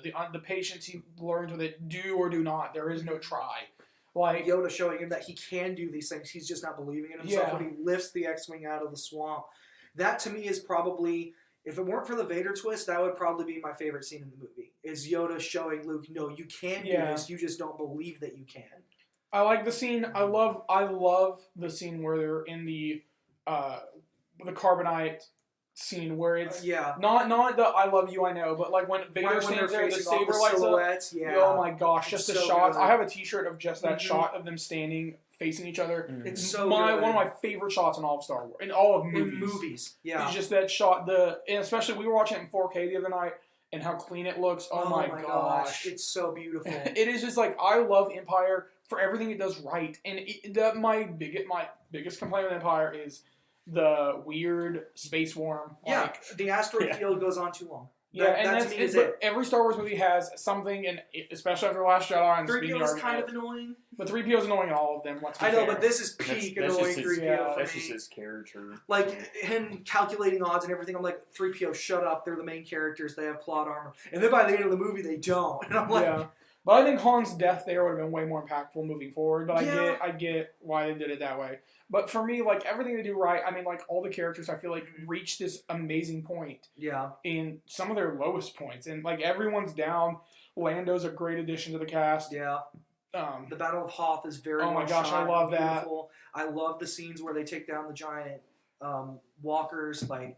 And they lose there too. Yeah, like, this whole movie is just them losing because over I think and over again. They're all overconfident. Luke is overconfident in that fight. That's why people get killed. Mm-hmm. That's why they lose the battle.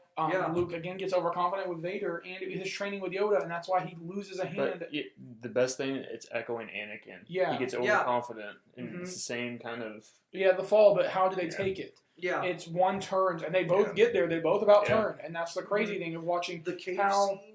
Simple it is. I think, and there's something else. What was it? I'm about to get really deep here. There are a lot of other forums of anime and things that talk about characters in their one moment. If they had been different, if they had had one different life thing happen, they would have become this. Naruto, there's a villain he fights who mirrors him, and they talk about how this one moment changed it, and changed because there was just somebody there for them. And that's the thing that Luke had that Anakin didn't, is people. Had people there who genuinely cared about him. Palpatine was just using him, and he freaking killed Padme. Yeah. So, like, Anakin didn't have that, and that's the crazy thing about Luke's story is, like, some of it is about the family and friendship and just, like, the people you put around you.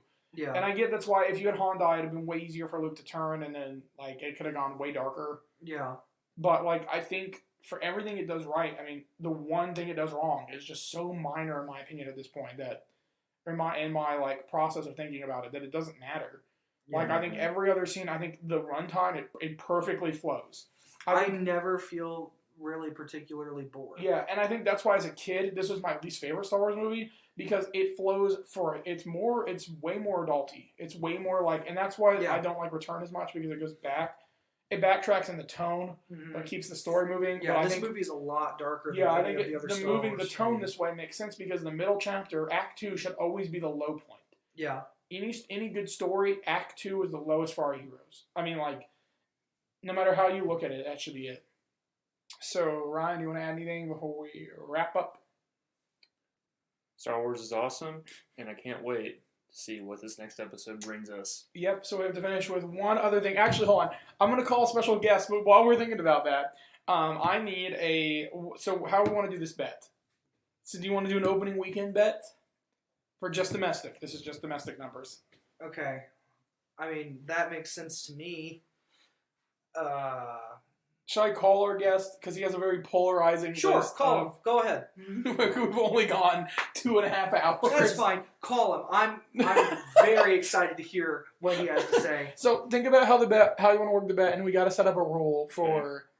I think I'm calling it right now. I think the two furthest away should have to see whatever punishment. Whatever movie, and we can agree on it's got to be a movie that's coming out. I guess we could just decide on one that has like a really low.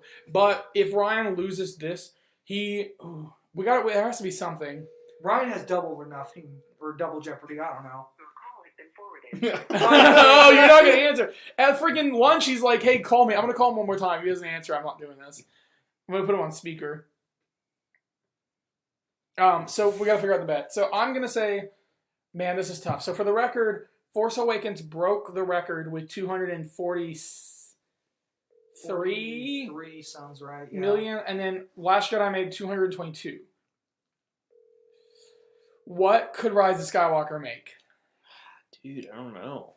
Because it's the final one. Yes, but so many people But there's were also upset. a lot of backlash. I think a lot of that is all talk because people are still going to go see it. Well, forget you, Ryan. He didn't answer. Other Ryan. Okay. Okay, so we'll figure out the punishment later. First, Ryan either has to see Hellboy or see... I don't know how we'll figure this out. We'll figure something out. But I'm going to go 230. you're going 230. Dang it. I was going to say 231, but now I feel like I don't want to be too close to you. Advantage of the first shot. Mm-hmm. I don't think it goes higher than 240, but I don't think it goes lower than 220. I'm going to say 210. You're going to say 210. The early predictions are saying around just 200. So Yeah, it's not tracking... They never... I don't feel like they're ever right with Star Wars, though. Star Wars always overdoes it. He said 230. Mm-hmm. Which may You be said overshooting. 210. Yeah, I don't know. Maybe not. Write it down so I don't forget. Yeah. I'm going to say... I hate saying that I'm going to play the middle, but I feel like 220 is probably smarter for me to do. Yeah, I'm gonna go 225. Oh, 25. Got it. Yeah. Well, here would be your only... Well, I guess regardless, he's stuck. I was going to say, if he guesses too high, then... So it's closest. So whoever gets closest will win, and the other two will have to go see... Oh, man, I probably should have went 231 just in case. Nope, it's too late. That's what it says. Right. Okay, so let us give one last little thing. I do not know what the episodes are going to look like for us for the rest of the year outside of next week. Next Thursday night or Friday, there will be a Rise of Skywalker review. We are filming right after we get done with the movie. So it will be very raw, straight reaction. So we will not have too much time to sit on it. Yep. And really digest. So, I mean, I'm a little worried that we'll see. We'll see how it turns out. Being so quick, not having time to sit on it. Probably going to be very spoiler heavy. Oh, there will be spoiler discussion. I mean, the movie will be out. But just plan on that Thursday night or Friday morning, whenever Ryan can get it up. Yeah, I will try to get it up that night. So, I'm thinking about going at 1 in the morning to see it again. Or there's talks of, because we have a 6 o'clock showing. We'll get back here about 9 o'clock. Yep. Yeah. And then we'll record for an hour or whatever, and then I'm going to probably try to go see it. Yeah. But then the rest of the year, for the rest of 2019, I don't know. We are discussing probably doing a decade in review of discussing. Probably while we're trying to get back on our feet. I'm also seeing Cats. I really want to talk about Cats. I'm seeing... So I don't know when our episodes come back. So just make sure you're following us on everything. I know this episode was extremely long. This to make up for not having an episode for the last 4 weeks. Yeah. Well, we knew this was going to happen. It was Star Wars. Yeah, our MCU episode was incredibly long too, but anyway, so remember to follow us on SoundCloud, Spotify, Google Play, Apple Podcasts, iHeartRadio, our YouTube channel. Ryan has been uploading our podcast episodes. Ryan's been doing great about that. He's been killing it. If for whatever reason. Oh, hold on. Hey. Oh, is he calling us? Hey. Brandon, I missed your call. Yeah, so we were ending our episode, and we were wondering if you wanted to give us your ranking of the Star Wars movies. Oh, yeah. Just a second. Hi, I'm Ryan. Because Stop. Because that's 5. That's 6. That's actually Trevor. That's not Ryan. Oh, this is going to be rough. Okay, are you ready? Yeah. Number 1, Zach, you don't know jack squat. This is Ryan for real. Number 1, Episode 3, Revenge of the Sith. Number 2, Force Awakens. Number 3, Solo, A Star Wars Story. Number 4, Return of the Jedi. Now it gets, hold on to your hats. Number 5, The Last Jedi. Number 6, Empire Strikes Back. What? Number 7, Rogue One. Number 8, Phantom Menace. And it's really close between Rogue One and Phantom Menace. It was for me too. Number 9, Attack of the Clones. Number 10, A New Hope. Number 11, The Clone Wars feature film. Well, thank you for that. If Nathan wasn't yelling, I'd let you talk more, but I can't have him say that any more times. I'm sorry, but that's the definitively, objectively perfect ranking. Anybody who disagrees is probably just kind of a small brain in the world of Star Wars. I disagree. We agree on some things. Well, your brain's the size of a That wasn't actually as bad as I thought it was going to be. Yeah, the only thing that you really were... Empire Strikes Back was... Well, I was going to say New Hope was probably the farthest he was off from the rest of us. Solo, I would say, is pretty far off, too. Yeah. No. Solo is, like, criminally underrated. We don't disagree. It's just that, like, we think other movies are better. Solo isn't that low, but it's, if you flipped... Well, we can talk about it in person later. But thank you. We just want to get your opinion since I knew your list was so different than ours. We needed some, like, different opinion. I think you meant my list was so much better than yours. Yeah. Okay. You also run a Facebook page, too, that's about Star Wars. So you do Which know more one than goes us. pew and which one goes poo? I'm curious if your listeners would be interested in joining my It Works team. No. All right, I'm going to let you go, babe. I'll see you Thursday. Okay, bye, babe. Bye. I think I should Honestly, if he replaced Solo, if he switched Solo and Empire Strikes Back, he would have been almost like He would have been very close to us. exactly what actually. we had, and then just With the move exception up of A New Hope. Dude, we should bring him on for Rise of Skywalker. I think we should. Yeah, We'll talk about it. Anyway, sorry. So we did all the iHeartRadio, Spotify, SoundCloud, Google Play. Google Play, Apple Podcast. YouTube, Follow us on YouTube. Instagram, anything. Follow us on basically. Instagram. Yeah, Just Zach Google us on streams- Nothing Coherent. Zach's been streaming Star Wars Jedi Fallen Order. I know you're probably not listening at this point, especially after Ryan's call. After other Ryan's call. But Other Ryan. But remember, just follow us. If you have Amazon Prime, you have Twitch Prime, so just remember to subscribe to Zach. We're hoping in 2020 to be doing more gaming stuff. We will have a full thing probably then we'll talk about. But for now, thank you for listening. I will be playing Dragon Ball. And enjoy.